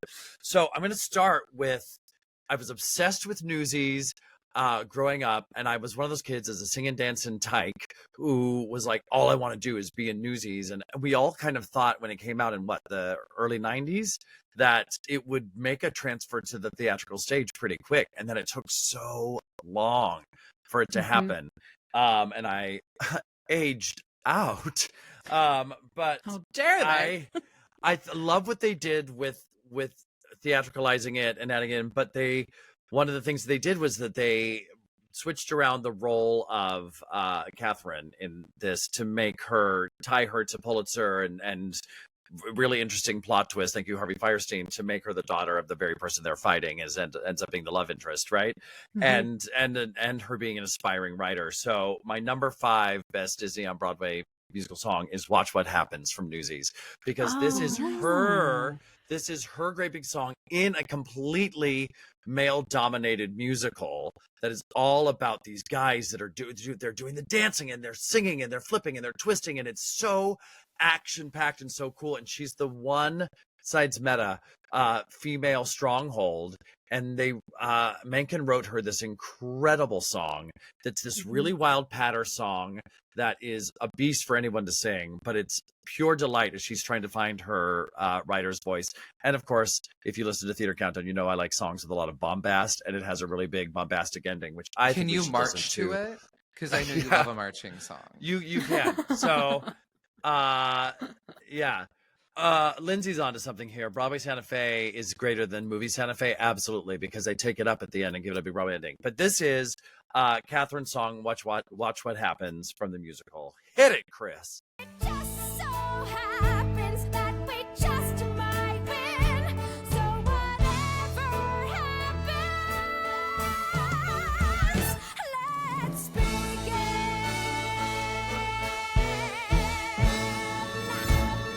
It's a tour de force song. Beautiful. That like wrap up there at the end. That's great. Yes. Yeah. Judy, what you got? Love it. Okay. My número 5 es... Hold on. I'll translate. His number 5 is... Oh, well done. Muchas gracias. Well done. Yeah. I'm taking Spanish lessons. Duolingo over here. I know, Yeah. right? Not Watch out, sponsored. world. Yeah, so my favorite Disney movie of all time is Mary Poppins. Mary Poppins. I Oh, love Mary yeah. Poppins very, very much. I have since I was 3 years old. And so I was very excited when it came to the Broadway. And so my number 5 is Anything Can Happen from the musical version of Mary Poppins. I love that song. I think is such a beautiful song. It's such a beautiful message that just like anything can happen if you let it. Life is out there waiting, so just go and get it. Like, and then this giant umbrella came on stage, which was the night sky, which was almost like this big carnival situation. It just blew my mind. I absolutely loved it. And I was just so excited that musical happened, and it did not disappoint at all when it finally came to the stage. Yeah. And so, yeah, I just love that song so very much. So good. So good. I didn't send musical timestamps. So we may hear it, we may not. Chris can do it in post. It's okay. Yeah. Yeah. If you reach for the heavens, you get the stars thrown in. Anything can happen if you let it. Life is out there waiting, so go and get it. Grab it by the collar, seize it by the scruff. Also, now that I'm hearing it back, it's a little violent. It's like walk up on the street and you grab it. You grab it by the collar we and are you seize it by the scruff. aggressively And then you searching may for or may those not dreams. get arrested. Also, Bennett hit me. That's a great marching song. Absolutely, it is. You would get places very quickly to that. Absolutely. I also find that it's less aggressive than the lyrics would suggest because they're really putting on the British accents with everything they've got. So That's true. grab it by its collar is much less aggressive than grab it by its collar. Yeah. So Accurate. True. God bless the Brits. Yeah. All right, my number 4 is from Frozen the musical, and we all know that one of the ways that they really Broadwayed up Let It Go, which is one of the most iconic songs of the last 200 years, is they let her option up at the end. So instead of doing the cold never bothered me anyway, she goes, cold never bothered me anyway, big Broadway finish. I love that. But what they did is they're like, okay, she's got this great big Act 1 closer that everybody needs. We need her to have an 11 o'clock number. And they needed her to have something big in the second act to do. So they wrote this song, which is equally epic and huge and crazy. And what I thought was very cool in the design of the show is that they put her in like this really hot, like, well, it was cold, but this really hot, like, pair of pants. So Elsa's like in this cool pantsuit, and it's her like dealing with her. It's called Monster. It's Monster from Frozen. And she's grappling with this am I good, am I bad kind of situation. And it's so epic. It's so over the top and huge, which is how I like my musical theater. So don't believe me. Here it goes. Monster from Frozen.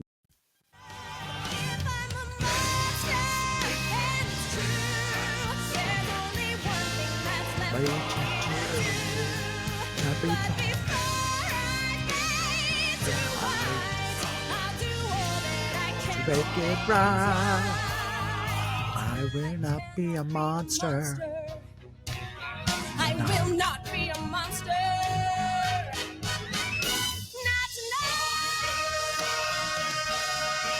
Love the backup vocals in that. Oh.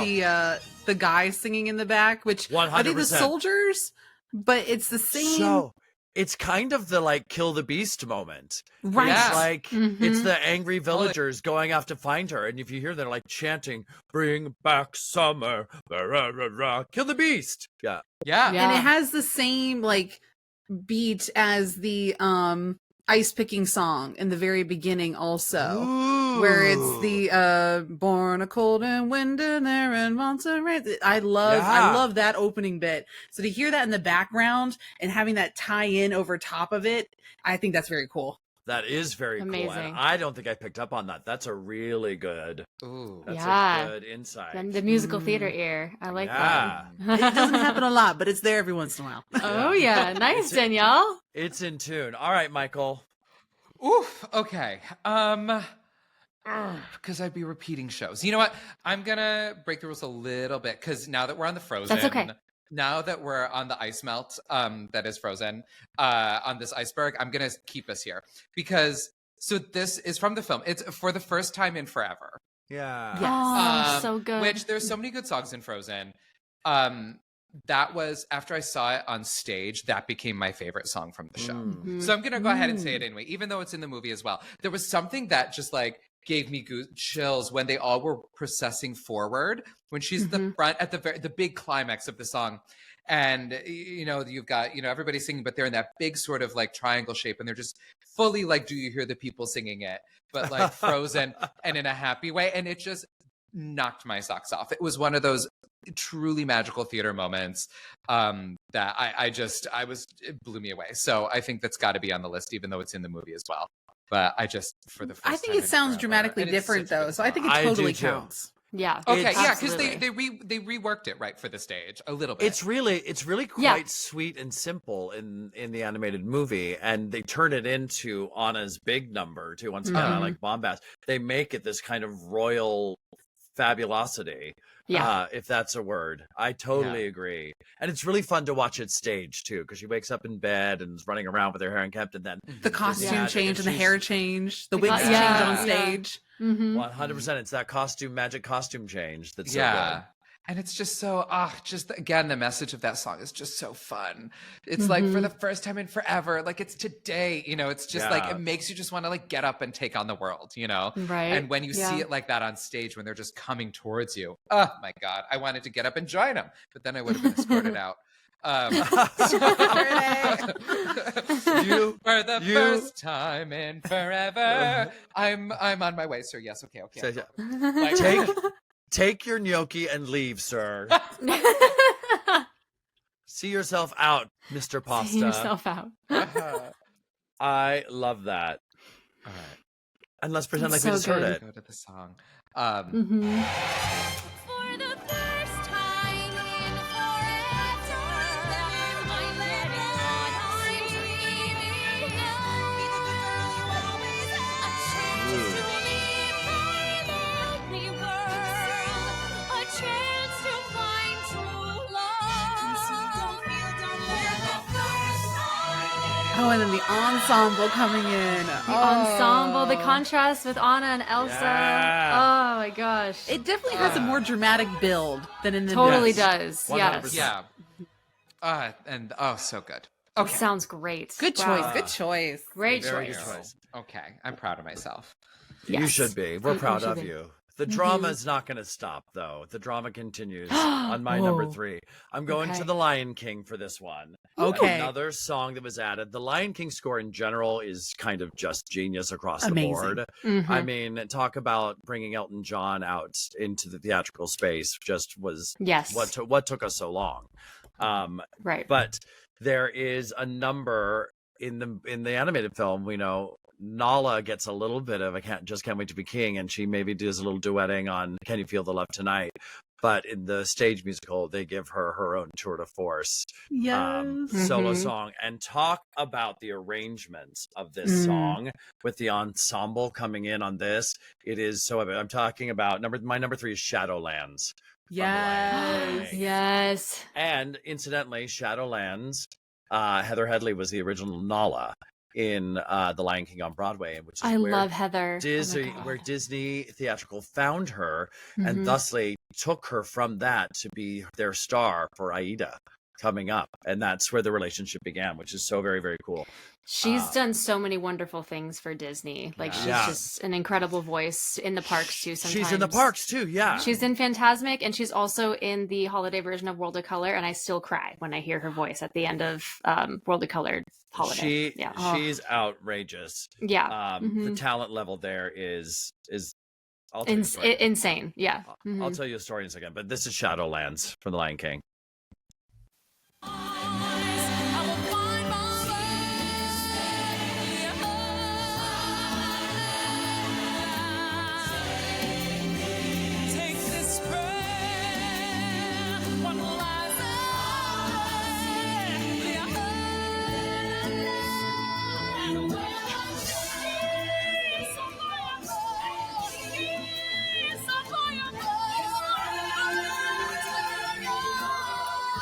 Come on. Again, with the ensemble in the background, just like she's already getting up there, and then they just like keep pushing her all the way up the rest of the way. And I think about this from like an actor point of view. That song as an ensemble member has got to be so satisfying and fun to sing. Yes, when the absolutely. journey. So fun fact: I did Aida on Broadway with Heather Headley. So Heather Headley used to. She likes to always make fun of me because I didn't call me her Mormon friend because I grew up in Utah. And one time I saw Heather Headley out. She had called out of the evening show, but I was walking around Midtown between matinees, and I saw her at a restaurant like dangerously close to half hour, and she just looked at me through the window, and she was out. She just went. Like don't tell the people. I worship her. I've actually interviewed her and done a special with her on PBS as well, and I just think she is about as talented an actress as we've ever had on Broadway, and I love the connection that she has to Disney. Oh, that's amazing. Yeah, I'm a big fan of hers, so that's really cool. She's good stuff. Yeah, Michael. Yeah, she is. All right, my number 3. We're swinging into number 3 with Tarzan. Tarzan! I was wondering if there was going to be Tarzan on someone's list. Okay. Also Tarzan the movie is one of my favorite Disney movies. And the of all soundtrack. time. Oh yes. While we're here real quick, my favorite animated Disney movie though is The Emperor's New Groove, which I know is the most. Michael, I love. Did you listen to our favorite movie countdown? Because that's mine too. It's like I don't even tell you. It was embarrassing how many times I saw that in the movie theater, surrounded by children. I mean, granted, I think I was a teenager. I was not that old, but I still. Yeah. There was a moment in my life where I knew every single word to The Emperor's New Groove in the voices, like more broccoli. Like Kronk, I was. Sadly, there's no song, and it has not been put on Broadway, so I can't choose it. No, but Tom Jones. I mean, there's one of these days he's in there. Can you imagine the production number that would be Pull the Lever? So good. They totally. Even just bringing back the idea, the song that Yzma had written that Eartha Kitt did perform. Yes. And like just bring that into a musical setting with like some black lighting and some puppeteering. Oh my gosh, it'd be over the top. Didn't they that say song needs that more notoriety? They cast the movie specifically with people who could do a stage version because they did want to do a stage adaptation. And that's why they picked the people they chose for the film, because they were like, they would easily translate to the stage. And then didn't have it. John Goodman. Yeah. Yeah, I know. Anyway, and the great Eartha Kitt. But here we are back to Tarzan. I actually, a confession, I never got to see Tarzan on the Broadway. I've seen many clips and videos and stuff, but this song for the first time, I think is just such a great duet and I hear it in cabarets all the time. I think it's just such a beautiful song. I think there's some really great songs, obviously from the movie that they put on stage, but this I feel like is a really great one that they designed just for it. So I was actually listening to the Tarzan soundtrack this morning, and it was just like, I was like, which one do I choose? I want to choose something from here. There are so many really good ones. Like the opening back two is so good, but this is the one I settled on, was For the First Time. Nice. Oh. Nice. These emotions racing through me. Tell me I must. Tell me I can. I never felt these things I'm finding. Who I am. 'Cause for the first time I have no doubt. 'Cause for the first time I understand. Now, during this portion of the song, aren't they like they're not in the air, right? Or are they Are in the they air? swinging? I think they are. I think they, or at some point, ascend. Like, Okay. yeah. It sure feels like they should ascend. If they didn't, that If they was a big didn't. mistake. Right. Because They, should've- Right. they really should have been swinging the whole time to Well, the sorry. beat. And Agreed. for the first time, like, Do you know what? The whole Tarzan Broadway cast album, arrangement-wise, is so freaking cool because it's got all of that Phil Collins percussion all over it. They just went for it to like amp up the jungle feel and aspect of all of the stuff that the Gorilla Tribe was doing. It's a really powerful album to listen to. Oh yeah. Yeah, for sure. If you like Such a good drums. choice. thank you. Of course. Thank you. That was a Yes. good choice. Yes, and you got Yeah. Tarzan on the list. That's awesome. Yay! I didn't know if we would. I was wondering. You're Yeah. welcome. Yeah. And Mhm. thank you. Thank you. And Emperor's New Groove got a shout out because I had to sneak it in. Yes. Thank you for that. Yep. All right, my number 2. I'm going into Aida because if Aida started out as a Disney production, and then because of the subject matter and the content of the show is a little bit more adult than we are used to with Disney properties, they created a production company called Hyperion Theatricals that became they took the Disney name off of all of the marketing and let it just be that. But of course, Elton John. There's amazing songs in Aida. I think that show never got its due. I think critically it didn't do as well as it should have. It had a really great run I was on gonna say, Broadway. yeah. But there's there's the Heather Headley and Anna Pascal duets and all of that really rich music. But I'm gonna choose. There is the bop of all bops in this show that's called "My Strongest Suit." That Amneris, the Yes. third leg of the love triangle, who has this really wonderful journey from being this kind of vapid blonde princess, very Disney, right? Very vapid blonde princess, everyone thinks, who ends up becoming this really deep and powerful leader at the end and having to make some really intense choices. But when we first meet her, she has to have a production number with all of her ladies in waiting, and it's called "My Strongest Suit." And on the Aida concept album, the song was actually recorded by the Spice Girls, if that tells you anything of the style of song it is. And it's just her in the middle of the number. It turned in for about 3 minutes into a full-blown costume fashion show where all of the women in the show came down an actual runway in these crazy elaborate costumes that were so fantastic. So anyway, it's wow. My Strongest Suit from Aida. It is also, I chose this because I think that this, of all the songs in Aida, is the most like Disney animatable. Like I can see I get this that. with like Yeah. clothes flying off of a hanger and wrapping themselves in the clothes are all kind of alive somehow. And the, I don't know, the hangers love her. I don't know. But anyway, this is Strongest Suit from Aida. All my finest, most audacious, my divinest, most revealing, most expensive and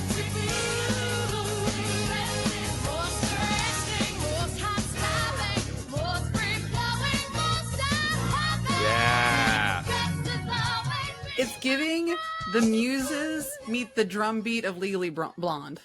Yes. Totally. And I love that combo. I'm going to have to go back and listen to that song again. I love that. Yeah. Ooh. And it has a simmer at the beginning. It starts with this like, oh, now but just a slow simmer. And then it builds to, this craziness at the end. It's so it's just there for fun. It's just there for fun and to be colorful. And I feel like that's super Disney. And isn't that the role? Idina Menzel Absolutely. ended up taking over that role, right? Yeah. So, well, the funny And thing about she's, that, because I've heard her sing that too, and it's Yeah. great. If you're Sherry- Disney, if you're an Idina Menzel fan, it's great. Sherry Renee Scott originated Amneris on Broadway. She then originated Ursula in Little Mermaid on Broadway. So she has very deep ties to Disney as well, where they turned Ursula less into like a big drag queen into kind of a vampy sort of situation. She's both of those. So that's her. So the funny thing is, Idina replaced Sherry in Aida as Amneris, although you will never find it on her resume. She doesn't ever mention that she was in Aida, and I was in it with her, so I promise it's true. But Sherry Renee Scott replaced Idina as Maureen in Rent years before. So swapsy doodle. They swapped. Oh, Swapsy-doodle interesting. there. Okay. Yeah. Love it. I don't know if I can picture Idina in a blonde wig though. She was in a brown wig.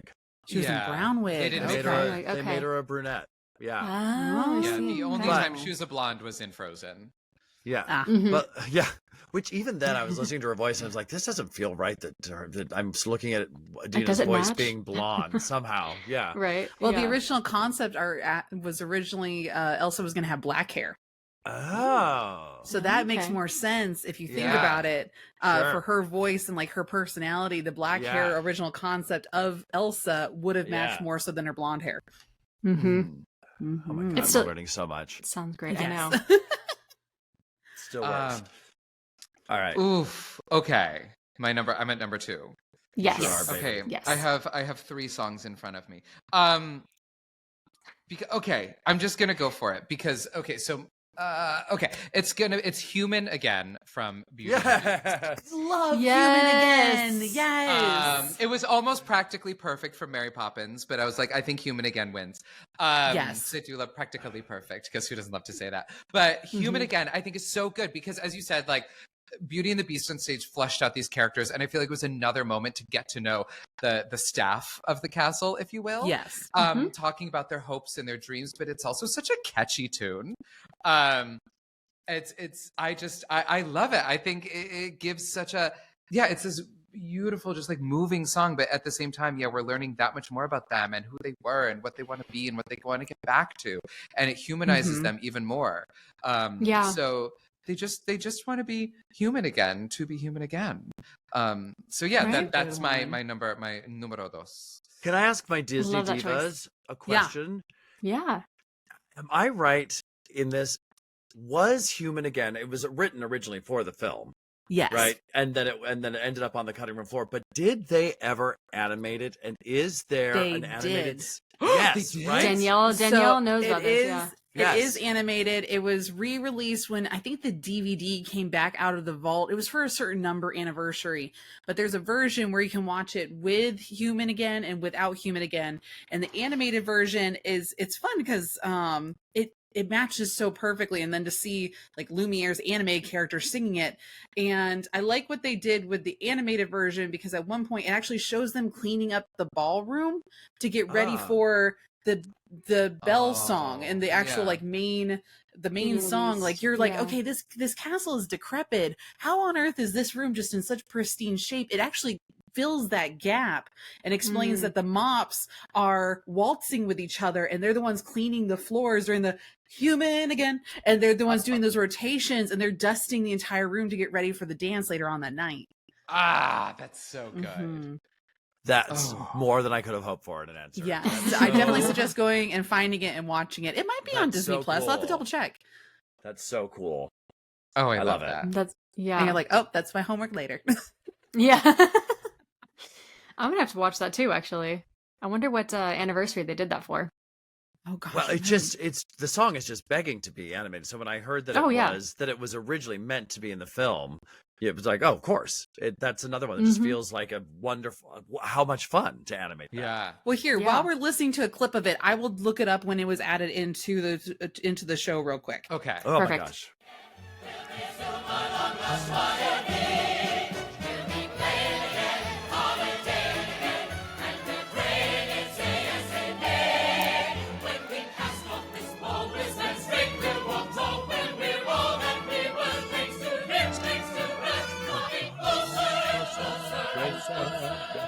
Oh, so good. Oh, wait.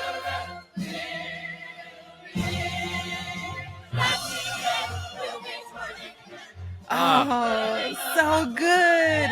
And this song was also added into the New Fantasyland here at Walt Disney World. It was added, the musical version of it. So without the singing, just the score was added into the background music. So when you're going into the bathrooms over there by Gaston, whenever that song comes on, I am humming and singing along to it in the stalls of the Fantasyland bathrooms back there. It is magical. That is reason to stay hydrated. Like, truly. Like, if to plan out your bathroom breaks all the way in the back of Fantasyland. Truly. And is there anything more human than using the bathroom? Right. Like, I did find out. Oh, yeah. Oh, you're good. It was so it was animated and re-released in 2002 for the IMAX special release when it came to DVD and VHS, the home releases. So it was when IMAX was going through and like redoing everything, and they're really pushing some of the animated classics out to DVD because that was still pretty new at the time. Okay. I love that, and I feel like there's a greater balance in the world that this is true. Yes, it's a better world to live in. Yes. Agreed. All right. Okay. Here it is. Moment of truth. My number one. Okay, so this song has such a long history, I think, within the Beauty and the Beast world, because the underscoring intro to this song is what is playing at the very beginning of Beauty and the Beast. Oh, I know what it is. Da, I know da, da, da, da, da, da, bom, bom. But it's not in the animated film. Then, when they put it on stage, the song was also written and meant to be in the animated film, made it the Act 1 closer and gave it the Beast his great big song. Then, when they did the live action, the Emma Watson situation, they changed the song. They made a new song. And they gave it called Evermore that they gave to Josh Groban, but still the underscoring of this original song was there. And I grew up singing the song. I love this song. It's so heartfelt. I think it's the one to beat always. And it's If I Can't Love Her. The one from Beauty and the Beast. Yeah. It's Danielle's so excited. It's beautiful. And I think Evermore's probably a perfectly lovely song. But when they did the TV situation with Josh Groban, they put it back in for Groban to sing that. So I found the clip of that because he sounds absolutely beautiful on it. Yes. And I just love the song, and it's epic. He's at the top of the tower and he's singing into the starlit night in the musical. It's just so epic and powerful. And let's hear it now. If I Can't Love Her. Oh, so much.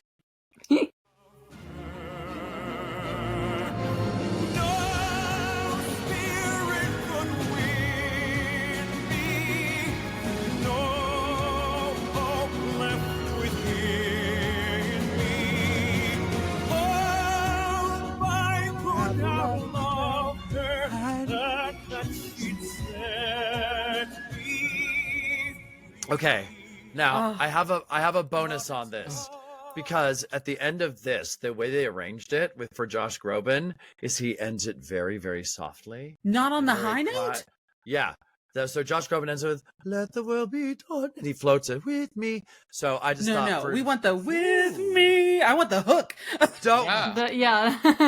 Don't worry, I have that. Can we just hear that last part, Chris?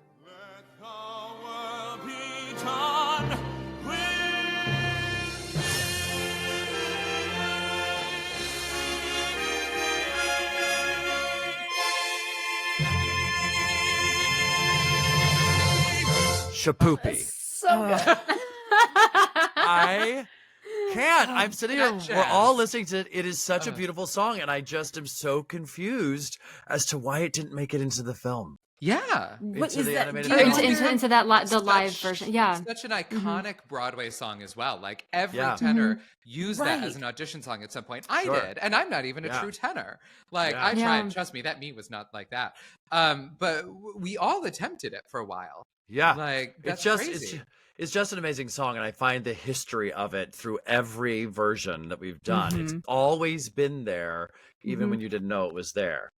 Yeah. Yes. Oh, that's such a good one. So good. And Megan, should I tell them my story of why I love that one so much? Yes, go ahead. Yes. So I did get to see that one on stage, but what made me really fall in love with that song was this was years ago at Disney Springs, they have kids that come in, and it was multiple touring groups and singing groups, and they brought in a opera college, like kids that were actually practicing and performing for opera. And usually you don't have that. Usually you have much younger kids, but these were like kids that were about to go out into the professional world.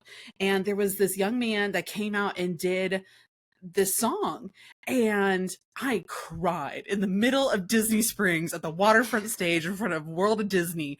And it was that tenor, he has that tenor, but you also could get those really low notes and what I call like the growl note in the very beginning, and then all of a sudden to still be able to hit that up there. Oh, I was the one that jumped up and started the standing ovation, and that was amazing. And I still cannot find a version or recording of that song that still matches with what I experienced at that time. So crazy, but yes, good choice. It's so good. It also has one of the greatest key changes into a final chorus of any song. When you get to that, no, it jumps up like a third out of nowhere, and you're just like, we're off. We're blasting into outer space. Yeah, that's why I swear Beyonce heard that, and then she was like, I'm gonna do it too, because it's the same one. Put my love on top, baby. Yes. Yeah. It's the same yes. jump. It's a jump that works. It. Yeah. You know? So I mean, listen. I've always said Terrence Mann and Beyonce. Beyonce and the Beast. I'm waiting for it. This is why I host a podcast with him. Look at him. Mm-hmm. Yeah, the three girls from Gaston doing Single Ladies. I'm ready for it. Yes. Ultimate crossover again. So that was my number one as well, was If I Can't Love Her. So, no way! Fully pilfered it. Across the board. Yes. That was my number one. So I don't know if you want me to throw out another one that jumps to mind, or if we just want to end with the gorgeousness that is. Well, what was, because you mentioned you were looking at 3 songs when you said I have number a whole 2. bunch. So actually, if I have to do it, we're going to go back to Mary Poppins just because I love this song so much and I run to it all the time, is the Broadway version of Supercalifragilisticexpialidocious, where they spell it out. And I feel like I can't spell it. To listen to it, is so good, especially like at the end when they're like, "Here we go," when they do when the spelling starts and it starts out slow and it builds and then it builds and then it builds into like, let's go. It's this satisfying, just like release. Yeah. But part of this, friends, if you don't know the Broadway version of Mary Poppins well, yes, this is a great retake on the song, but watch YouTube videos of it because it's the choreography that is so clever to this, where that's what I think really why I would put this song in front of all the other ones from Mary Poppins. Like, yes, it's really clever that they spell it, but if you watch it, the choreography, they have a move for each letter. And it is so smart and sharp and impressive to watch. Like, when I was in the audience watching that, I was like, what? Like, my jaw was on the floor. You got to be kidding me. And it gets faster and faster. And by the end of it, they're all doing this intricate movement. That's so cool. So good. I got to see some of that. So during Festival of the Arts here at Epcot, they do bring back some of the Broadway performers, and they will perform this. And at one point, we had one of the UK, I can't remember their names for the life of me. Megan knows I don't know names, but it was one of the OG Berts and one of the OG Marys. Okay. And they did Supercalifragilistic, and she was like, do you still know it? And he's like, you bet. And they go into the whole choreography, just the two of them, and they ran that stage. It was amazing. So I totally get it. That was going to be Laura Michelle Kelly and Gavin Lee is who I'm guessing that was. Yes. I guess Laura Michelle Kelly, who won the Olivier for it, who did it originally in London, and then I watched Gavin. Yeah, I saw Gavin. Squidward, I saw Gavin in January at Epcot. Oh, nice. And he was Squidward. He was amazing. He was Squidward in the SpongeBob musical. Okay, that was one I remember. Tap danced with 4 feet. And in Mary Poppins, he tap danced around the full proscenium of the stage. Like, that man has proven he can tap anywhere with as many feet as you need. He can do it. He's incredible. Yeah. He can do it anywhere, and he can be all the letters of the alphabet. But one thing with this choreography that I loved, like, some letters, they act out like, like S, they become the letter S. But then, like, to C, like, the letter C, they don't, like, make a C, they look. So it's like that's where I think it's so like sometimes they're acting out the letter physically, and sometimes they're just doing like what that sort of like a do re mi style thing. Yes. Anyway, it's so good. Shall we listen to a little bit of it? Yeah, absolutely. Yes. Yes. Yes. Yes. Yes. SUPERLIF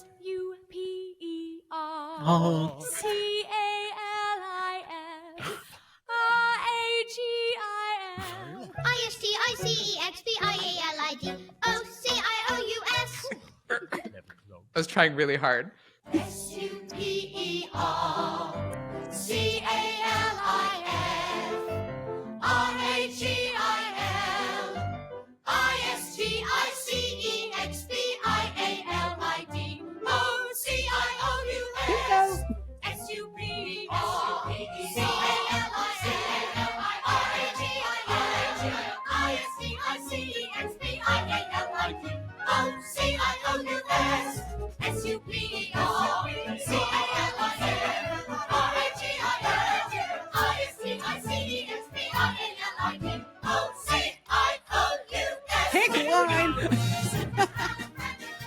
Oh my gosh. So good. Wow. I just remembered on the O, and I love that O is not the letter O, it's them just being like, oh. Like, it's the motion for somebody who's like, oh no. Like, so Cute. because I was trying to That's remember, I was great. like, there was a moment where I tried to learn it, and I love that they like jump up when they do the letter X. It's like TEX.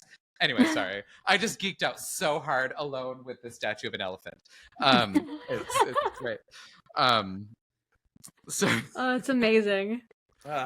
Oh, fabulous. Good choice. Well, good. Great good choices all options, around. Ben, I know. Michael. Yes. Love both of your countdowns. Oh, Thanks for letting us make this the longest episode of Disney Countdown ever. I feel like If this. you're but still this is listening 3 hours fun. later. I mean, well, we got some great music in there. We got some Yes. really great opinions in there. And I feel like Mhm. a lot of people are going to go back through and they're going to be like, I never heard this song before. Oh my goodness, I need to re-go and visit this musical. We're just Right. giving homework to our listeners to do after they're done listening to this episode. And a lot of them love that. So it's great. Good. And we learned a lot. Like, I thank you for all of those facts. You know, with Human Again, with all the Danielle's Beauty here and the with the Beast facts. backstory. Like, Yep. my mind is Mhm. blown. That's So what I'm here thank for. you. That's what I'm here for. She's a wonderful Disney historian. Oh, Well, thank the you. best. Thank you. Mhm. And we But- can't wait to hear yours. So Yes. Oh, we can't yes. wait. Yeah. Yes. I So can't I wait hope to But- try I this hope we now. do yours justice. I have a few that are a little obscure, but it'll be fine. Good. Well, and if y'all, I I feel love like it. we need to reiterate again that Michael and Ben are part of the Theater Countdown. They are our sister podcast. If you listen through this far and you're just like, you're so entranced by the music, you're like, who are these guys again? Yes, they are part of our Theater Countdown, and their link to their show is in the episode notes, and you can find them wherever you listen to podcasts. When you go over to YouTube and you go to the Countdown page, Network. so Mhm, there's yeah. our videos, and then they have their videos as well too. So we have everything. We got everything going on. got So you. it's great. We got everything. It's yes. an awful lot of fun. So if you Mhm. like theater at all, you're gonna have a blast with us. Is there anything that we need to promote in upcoming episodes? Do we know if you guys are having any special guests or anything like that? Oh, we've got Yeah. all the special guests. We've got Yeah. Tyler Joseph Ellis, who is like got 9 zillion TikTok followers. We've got the theater lovers. We've had Tori Yes. Bagasi, Yeah. Deanna Gilletti. Diana. Oh my god. Yeah, Yeah.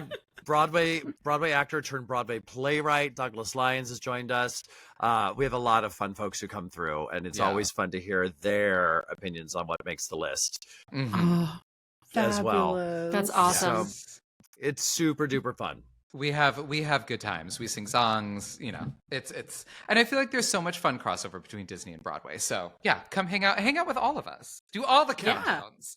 Oh, for sure. We'll start working on that Yeah. one too next. Remember, it's on social media. You can follow us at Theater Countdown. That's theater with an RE because we're super sophisticated. That's right. Ooh. Yes, it's Yeah, spelled can't the you English way. Can't you Yes. tell, having spent an hour with us, how very sophisticated we are? Yeah, we're a classy bunch. We're not at all rabid dogs. No, who I tap would into, never like, make an adult musicals. diaper joke. I would No, let that never. one go. No, never. Brought to you by Depends. All right. Yeah, you can follow me on social media at Ben Does Broadway. Oh, and I'm at M Judson Berry. If you're a Schitt's Creek fan, check me out. I do a lot of funny parody nonsense on there. I am a huge Schitt's Creek fan, so I'm gonna have to check that out for sure. It's my comfort show. Content. Yes. Yeah. Well, come check out my social media page. Oh my god, that was so good. She's here. She's It was here. Moira. She's here. It's soon to be a Disney princess. It's just a matter of time. Accurate. Amazing. Can you Amazing. imagine? Well, thank you guys so much again for joining us. We really, Yes, really thank you guys appreciate so it. much. This was so fun. Thank you. Bye. Bye, y'all. Thank you. Oh my gosh. Well, that was so much fun getting to talk to Ben and Michael, not only about obviously their top 5 Disney on Broadway songs, but just about their history with musical theater and a little bit more about their show. Again, guys, they are at Theater Countdown. They are a sister show, and that's theater with the R-E, not the E-R. So THEATRE. So it's the very sophisticated version of saying theater. And they are amazing, super fun to listen to. And if you are in any way a musical theater fan, I highly recommend checking out their show because they're just a fun duo. You think that we have Ratatouilles? Oh no, they have Broadway versions of Ratatouilles. Do they have a name for that at all on their show? I can't remember. If there's a musical rant's name, I am so here's the thing with me and Broadway. I'm like a wannabe like Broadway fan, or theater fan. So I've seen great musicals. I have seen literally musicals on Broadway, like Miss Saigon, Billy Elliot. Like I've seen them on Broadway, and then I've seen them over here at Segerstrom in Orange County. Oh. That's where I first saw The Lion King. That's where I saw Frozen. Like, I love musical theater. I saw Wicked at the Pantages in Hollywood. I saw Book of Mormon at Pantages and then on Broadway. Oh. So freaking love musical theater. But I about the intricacies of it and the actors, I'm so like not knowledgeable. So I was Megan, like, we know I'm so intimidated. I know. It's just like I get so intimidated when I'm talking about it, just because, especially with Disney on Broadway, I don't know what it is. Like I watch the movies and I feel like no, I'm good. You know, like I've seen Lion King, I've seen Frozen, but I haven't seen Aladdin. I haven't seen Beauty and the Beast, which I feel like a fraud when I say that because Beauty and the Beast is like my favorite movie. So you would love Beauty, and I love Susan Egan. I know, I need to go see it. I really do. Yeah, like I've seen Phantom. Like I love Broadway. See, and now you didn't really grow up as like a musical theater kid in high school. I was in choir. I did Mamma Mia. Yeah, oh yeah. Okay. I know. Okay, so you have some experience, and that's what was it earlier in the when Ben and Michael were talking. One of our Patreon followers, I forget who said it. They were just like, "Yes, most Disney adults are recovering theater kids," and I'm like, "That's so accurate." That's so accurate. That is so true. We've like kind of just transitioned into a different niche or category. Yeah, with our not the mental health, but I guess sort of the mental health. But whatever makes us happy. And for me, it is Disney, but also I do love musical theater. And I cried during Wicked because it was so good. And I'd been looking forward to seeing it for so long. And I finally got to see it at Pantages with my mom. And I was like in tears at how good it was. And then Book of Mormon, I cry in Book of Mormon because I'm crying of laughter. I think it's hilarious. So, yeah, it really does just bring these emotions out of you that I don't think you can get anywhere else. I think cinephiles feel the same way probably in really good movies. See, I feel that way in a theater production. And as someone and Megan, you can still attest to this too, is as someone that's still part of like the art community and understanding how important theater and musical theater is still to education and still important to the arts. And 100%. You can't have those emotions or feelings anywhere else. And I highly agree. And we saw that plenty in the conversation that we just had. And I'm looking at the chat. Lindsay just said that maybe we need to tell Michael and Ben that instead of like a Ratatouille, it's Rantum of the Opera. Rantum of the Opera. That's fantastic. I'm sorry. Who came up with that in the chat, y'all? That was Lindsay. Lindsay. Oh my gosh. Rantum of the Opera. That's fantastic. We'll have to text them after this and let them know. I love that. And I'm looking forward to, if they're bringing fandom back, that they'll do like an immersive experience. That'd be kind of cool. Because that was one of the ones I did not see on Broadway. I saw it in Vegas. But I did see it with Sierra Bogus, who is, I think that's how you pronounce her name. Correct me if I'm wrong. Bogus. Thank you, Danny. She's not bogus. She's bogus. Sierra Boggess is who is also one of my favorite performers because she is Ariel in Little Mermaid. So yeah, but well, I'll be interested to see if any of our countdown songs match crossover. Theirs. I know, like some of mine do. Okay, because mine do as well. Not in the same spot, but I do have. Yeah. Mm-hmm. Okay. So very much looking forward to hearing yours. I believe I went first with Jungle Cruise, Danielle. So if you want to start with your number 5, please go ahead. All right. I got you. My number 5 is going to be from Lion King. This was the first Disney Broadway show that I ended up seeing, and this really yay, me too.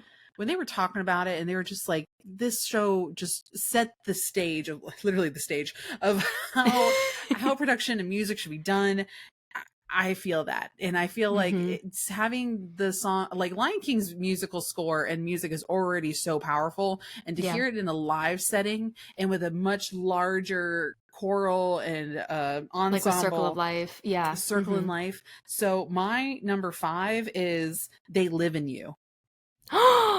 Oh my gosh. When I tell you that I cried in the theater the 2 times I actually saw the show, the first time and just listening to the soundtrack, like, and y'all, if you're some of our regular listeners, you know I don't get emotional like at all. I'm the stone cold Danielle, which is shocking. But but They Live in You, when it comes on like the soundtrack, I have to be mentally prepared to listen to that song because it will make me get emotional. That is such a good song. It's stunning. So it really is. That one wasn't in any of their countdowns. No, correct? It wasn't. No, so we can play it. If Chris can play a little snippet, that'd be great. Yes. Star in your reflection, they live in you.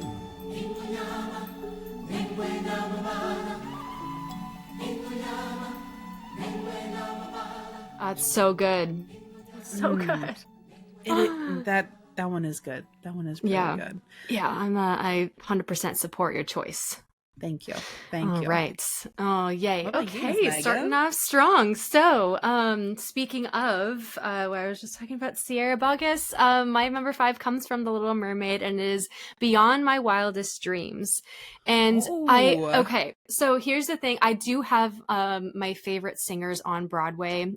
We talked about Heather with Ben and Michael, and she is one of my favorites, but Sierra is also my favorite because I did see her live in Phantom of the Opera when she was Christine, and I haven't seen her in Little Mermaid, but I've listened to the soundtrack, and this one, what she does with her voice is like incredible to me. Like, it's stuff that I wish I could do. It's things that I just, she blows everyone else out of the water, and pun intended, 100%.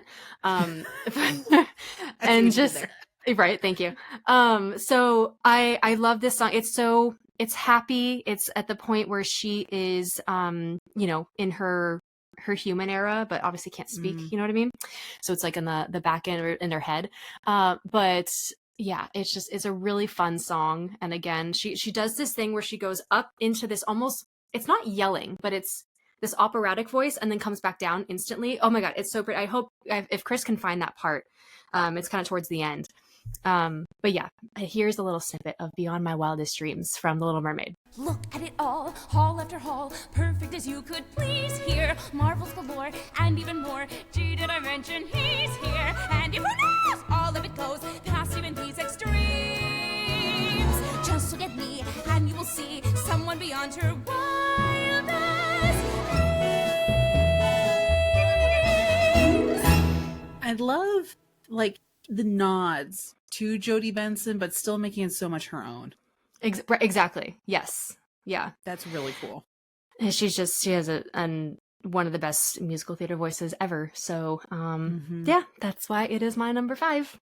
That's a good one. I like Thank you very much. Number 5. Thank you. I think that's our first Little Mermaid one. Our first Little Mermaid. Any Little Mermaid. Yeah. Okay, so that's cool. Have we mentioned Little Mermaid at all in this show? No, I don't think so. Oh, we're so to the Little Mermaid. Not even the fans, musical. We're so sorry. Not even the musical. Sorry. It was a musical for a while. We did talk about Ursula for a hot second. Oh, but not we did. Ariel herself. Yes, we did. You're right. Okay. As I'm thinking, oh my gosh, we completely forgot Ariel the musical. That would be so unfortunate. Yeah, oopsies. But yeah, okay. There's Oh, that's a Little good Mermaid song. one. Thanks. Well, number 4 for me is still from the Lion King show, and I believe this one was one of Michael's top 3. I'm pretty sure, and it is Shadowlands. Also, Oh, that so Nala good. song. So good. When they were playing that little tiny bit right there, that was right in the emotional feels again. And I love that Nala's character she's talking about her struggles of like she wants the best for her home, she wants the best for her community and her family, and she's willing to take that step of leaving her comfort zone to be able to go find that and to save them. I think that I love that song so much, and the community imagery also, and what they're singing in the background to like propel her forward is so good, y'all. Like chills, absolute chills. And Heather's voice is simply unreal. So yes, I fully support this placement as well for Shadowlands. Thank you. What about for your number 4, Miss Megan?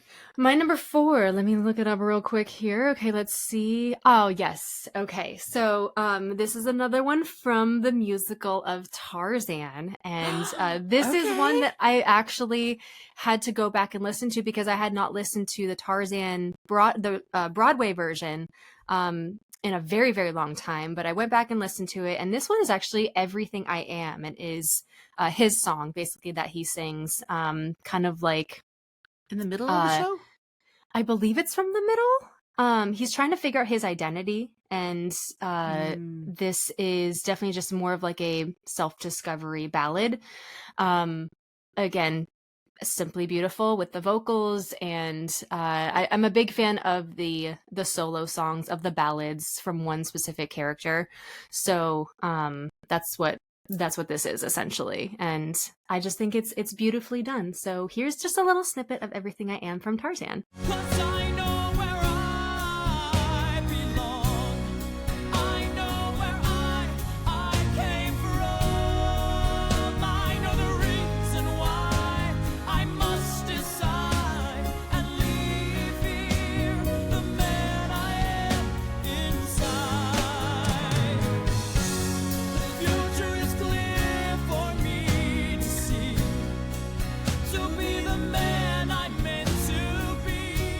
I love how like I'm honestly shocked that Tarzan even got 2 references in this show. Like, right? Because it wasn't hugely popular, I guess, on Broadway. No. And Michael kind of looked at me weird when I said, "Oh, like the Tarzan show did not do as well." It critically and in the theater realm, it's not the soundtrack at all didn't do well. It was the production itself that I think got a little bit of flack. And now that's so far removed from when the animated movie came out, it's being revitalized. Where was it showing recently? I think it's either in the UK or maybe in Australia. It is currently on stage over there, and it's getting great reviews now. But I think it's just being redone a little bit. Like everybody still loves the music, but just how it's presented, I think, has changed. I get that greatly since the late 90s, early 2000s. You know, I feel like it's a little tough to take on production wise, just because there's a lot of elements where they're not on the ground. So having to do all this stuff in the air and make it very, jungle themed. It all takes place basically in the jungle. So I can imagine that would be difficult. But I'm really glad to hear it's getting better reviews this time around. Yeah, I'll have to look into that again. I'll have to do more research into that. I'll look into it too. I need to listen to more of their songs again as well. But there's my number 4. Well, hey, more homework we got to do. That's great. Now, Megan, you might not know this one because have you heard the soundtrack for Aladdin? Not the Broadway version, not the whole thing. No, which I'm dishonor on my family, honestly. Dishonor you, dishonor on my cow. Yeah. Well, my number 3 song is called "Proud of Your Boy." Okay, I see. I've heard of that. I have not listened to it fully. Yeah. Because it was another one of those songs that was created for the animated movie and then it got cut. So it was presented in the Broadway song, and then it also was animated originally. I think it was, or it showed up in the end credits. Probably around the same time that the Beauty and the Beast one happened also. I'll have to double check that. But because they're relatively, the release dates are relatively close. Pretty close. Yes. Yeah. And the Proud of Your Boy, it's him singing to his mother that is obviously no longer there, and he's saying, I'm gonna make you proud of me, and I'm gonna try my best, even though the world is against me right now. I'm gonna try my best. I have heard this. I've heard this song. Well, here, let's play a clip real quick. Yeah, okay. You'll probably recognize it right away. I think so, yeah. I'll do my best. What else can I do? Since I wasn't born perfect like Dad or you. Mom, I will try hard to make you proud of your boy.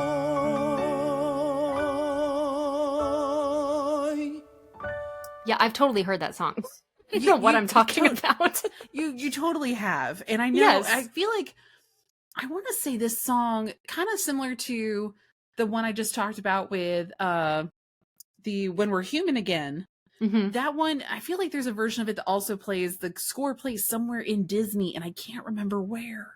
Oh, we could look that up. I almost want to maybe. say Animation Academy. It's possible.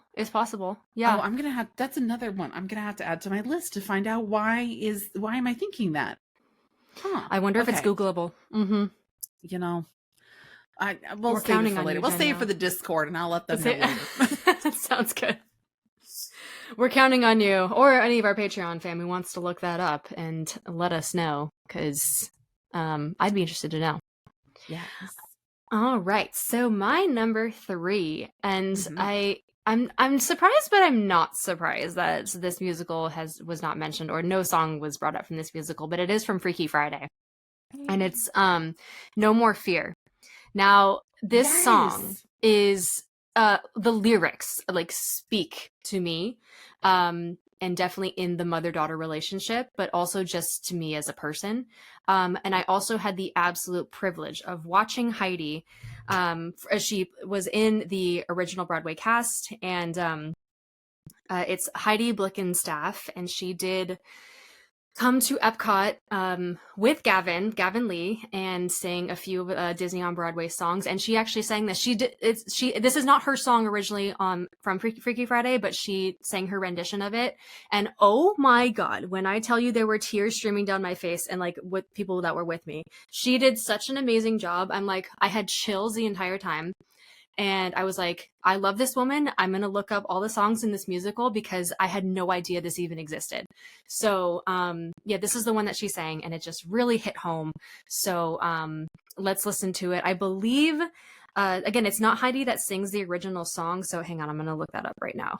This is Emma Hunton that sings No More Fear from Freaky Friday. Here's a little clip.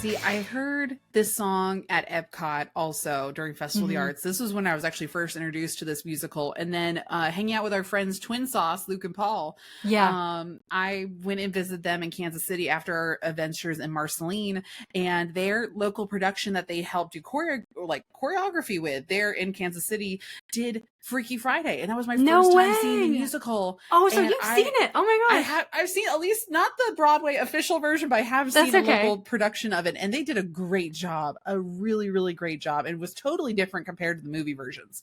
That's awesome. But the song that you're talking about, that was a really good one in that too, and yeah, all over, definitely a great show to look into. Really great production. I definitely suggest it. Yeah, I kind of want to go see it now, because just of how much that song really just again hit home, and how much we loved watching Heidi and Gavin perform. It was such a treat. I don't know. I was in heaven, in musical theater heaven. So that was my number 3. That's a good one. Thank you. All right, we're getting down to the top 2. Yes, we are. Mine, I was on my number 2. Everybody kind of gets my number 1, but my number 2, I'm honestly, I don't think this was in their tops. I don't even think they mentioned this one. We kind of mentioned it, Mm-hmm. but it is Home from Beauty and the Beast. Oh, I know this one. Yeah. When this one's very good. Oh, it's so good. Belle's Mm-hmm. singing about well, there's two different versions of it. There's her in the beginning and then the reprise of it too. And this song, I don't know. There was like one or two songs when I first saw this. Backstory. Pause. When I did not grow up loving Beauty and the Beast, Belle was not my favorite movie. Like Mm-hmm. Beauty and the Beast was not my favorite movie growing up, until I saw Beauty and the Beast on Broadway. And it was the traveling show. I saw it in Columbus, Ohio. And it was that the Home song came on. And I was just like, oh, okay, we're giving more character development to Belle. Let me listen in a little bit more. And then Human Again came on. That almost got number 2. So that went back and forth. Home and Human Again. Home was the one that was like, okay, I'm going to emotionally start listening to this. Human Again, I was like, I love this musical. Mm-hmm. And then my number 1, which I'll say in a second, is really what drove this home as me being like, I think I like Beauty and the Beast now. And so it was the musical. Oh, it was the musical that really grew my love of it, not the animated movie first. I think I just wanted that more meat and potatoes of the relationship. And I think the musical did a very good job of that. Yeah, absolutely. Well, let's hear a little bit of Home, shall we? Yes.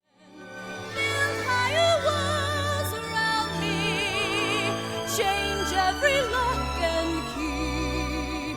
Nothing lasts, nothing holds all of me. My heart's far, far away, home and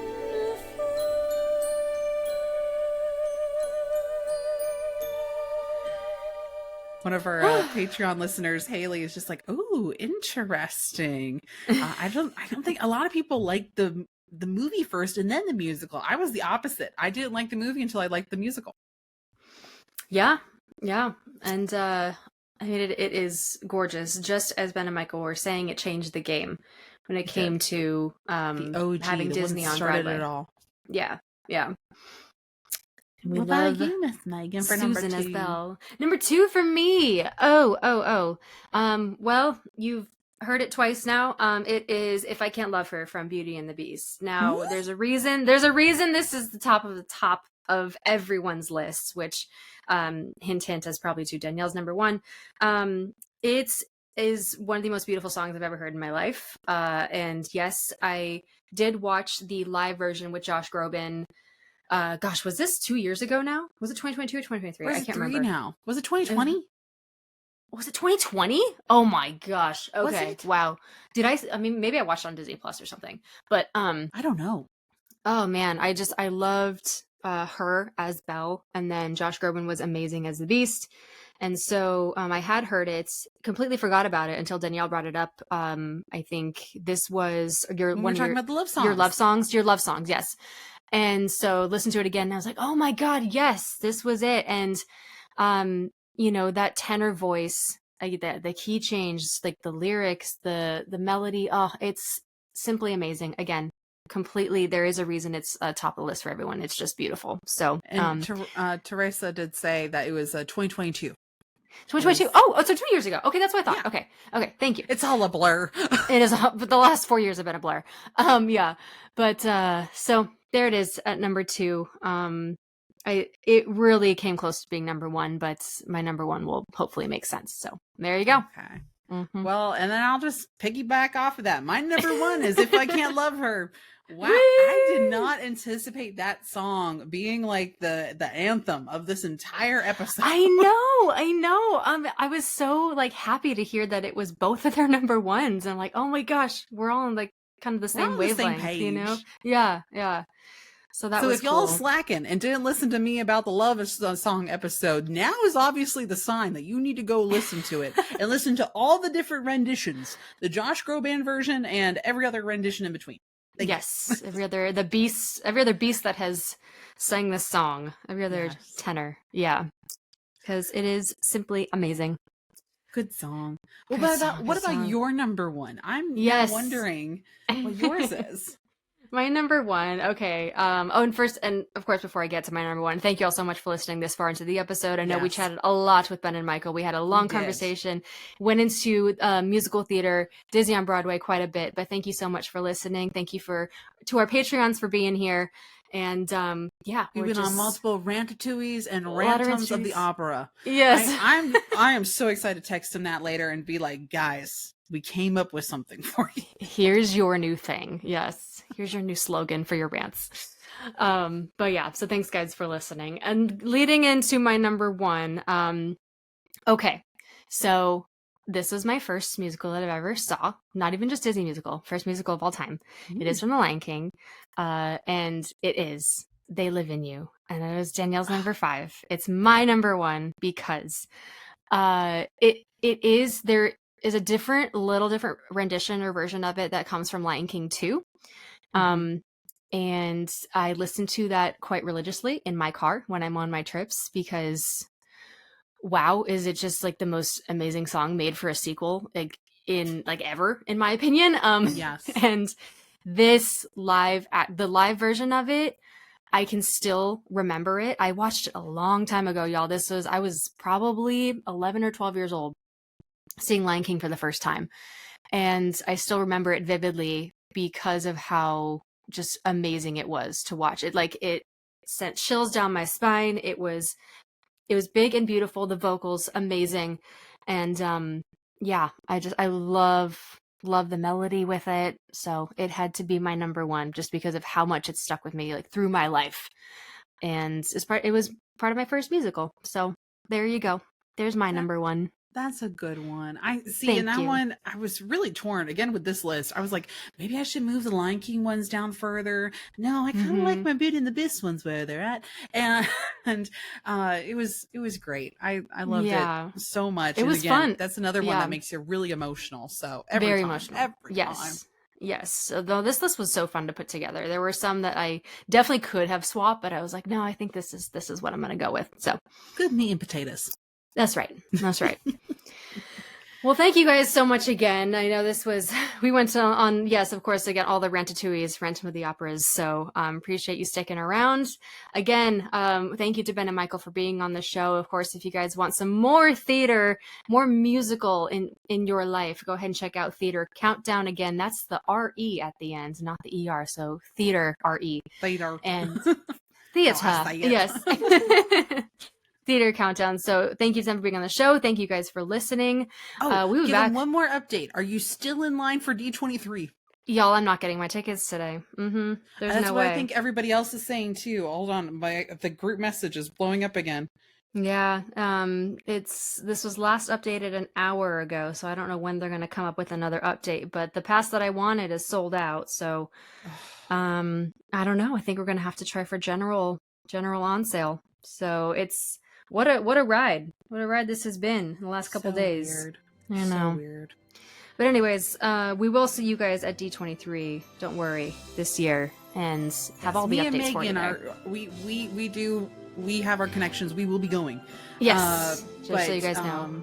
These are tickets for other people. Yes, I'm trying to buy for friends who unfortunately are at work and can't do it themselves. So, and it's not working out so well. I'm very sorry. It's crazy. I've never seen a queue like this before in my life. I've never had this bad of luck. So yeah, it's a shame. I think a lot of our followers and listeners on the Patreon would agree. Yeah. All right. Well, hopefully next time we will have better news for you. And we are so happy that you stuck around here until the bare end. And thanks for bearing with us. I gotta throw the bear jokes every once in a while again. I haven't done it in a while, so I think this was a perfect time. Because Country Bears is still closed, and I'm still having to not have anything. So it went on hiatus too. That's why the jokes have gone away. That's right. She is down until she opens back up with the new songs and the new look. So we're very excited for that. But yeah, so thank you guys again. Until we see you next time, have a very magical day. And night, sleep tight, dream of churros tonight. Whoop, whoop. He lives in you. I got that song stuck in my head now. So good. So good. We're This episode of the Disney Countdown Show is brought to you by our members of our exclusive Club DC 33. Mayor B 13. Zach Brown. Lindsay Marie. Danielle Boudreau. Liz. Kayla. Maggie, Millennial Speaker of the House. Sarah. Piper. Nikki. Mark O. Janelle. Hannah Trebert. Stephanie. Cami.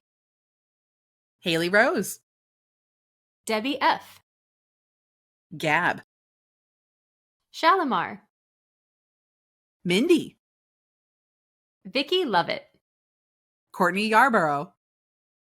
Brianna. Emily. Amber. Julia. Jessie. Kiki. Leanne. Bernie. Jeffrey. Melody P. Adam. Heather. Ann Wick. Chica. Aspen. Diana at the Castle.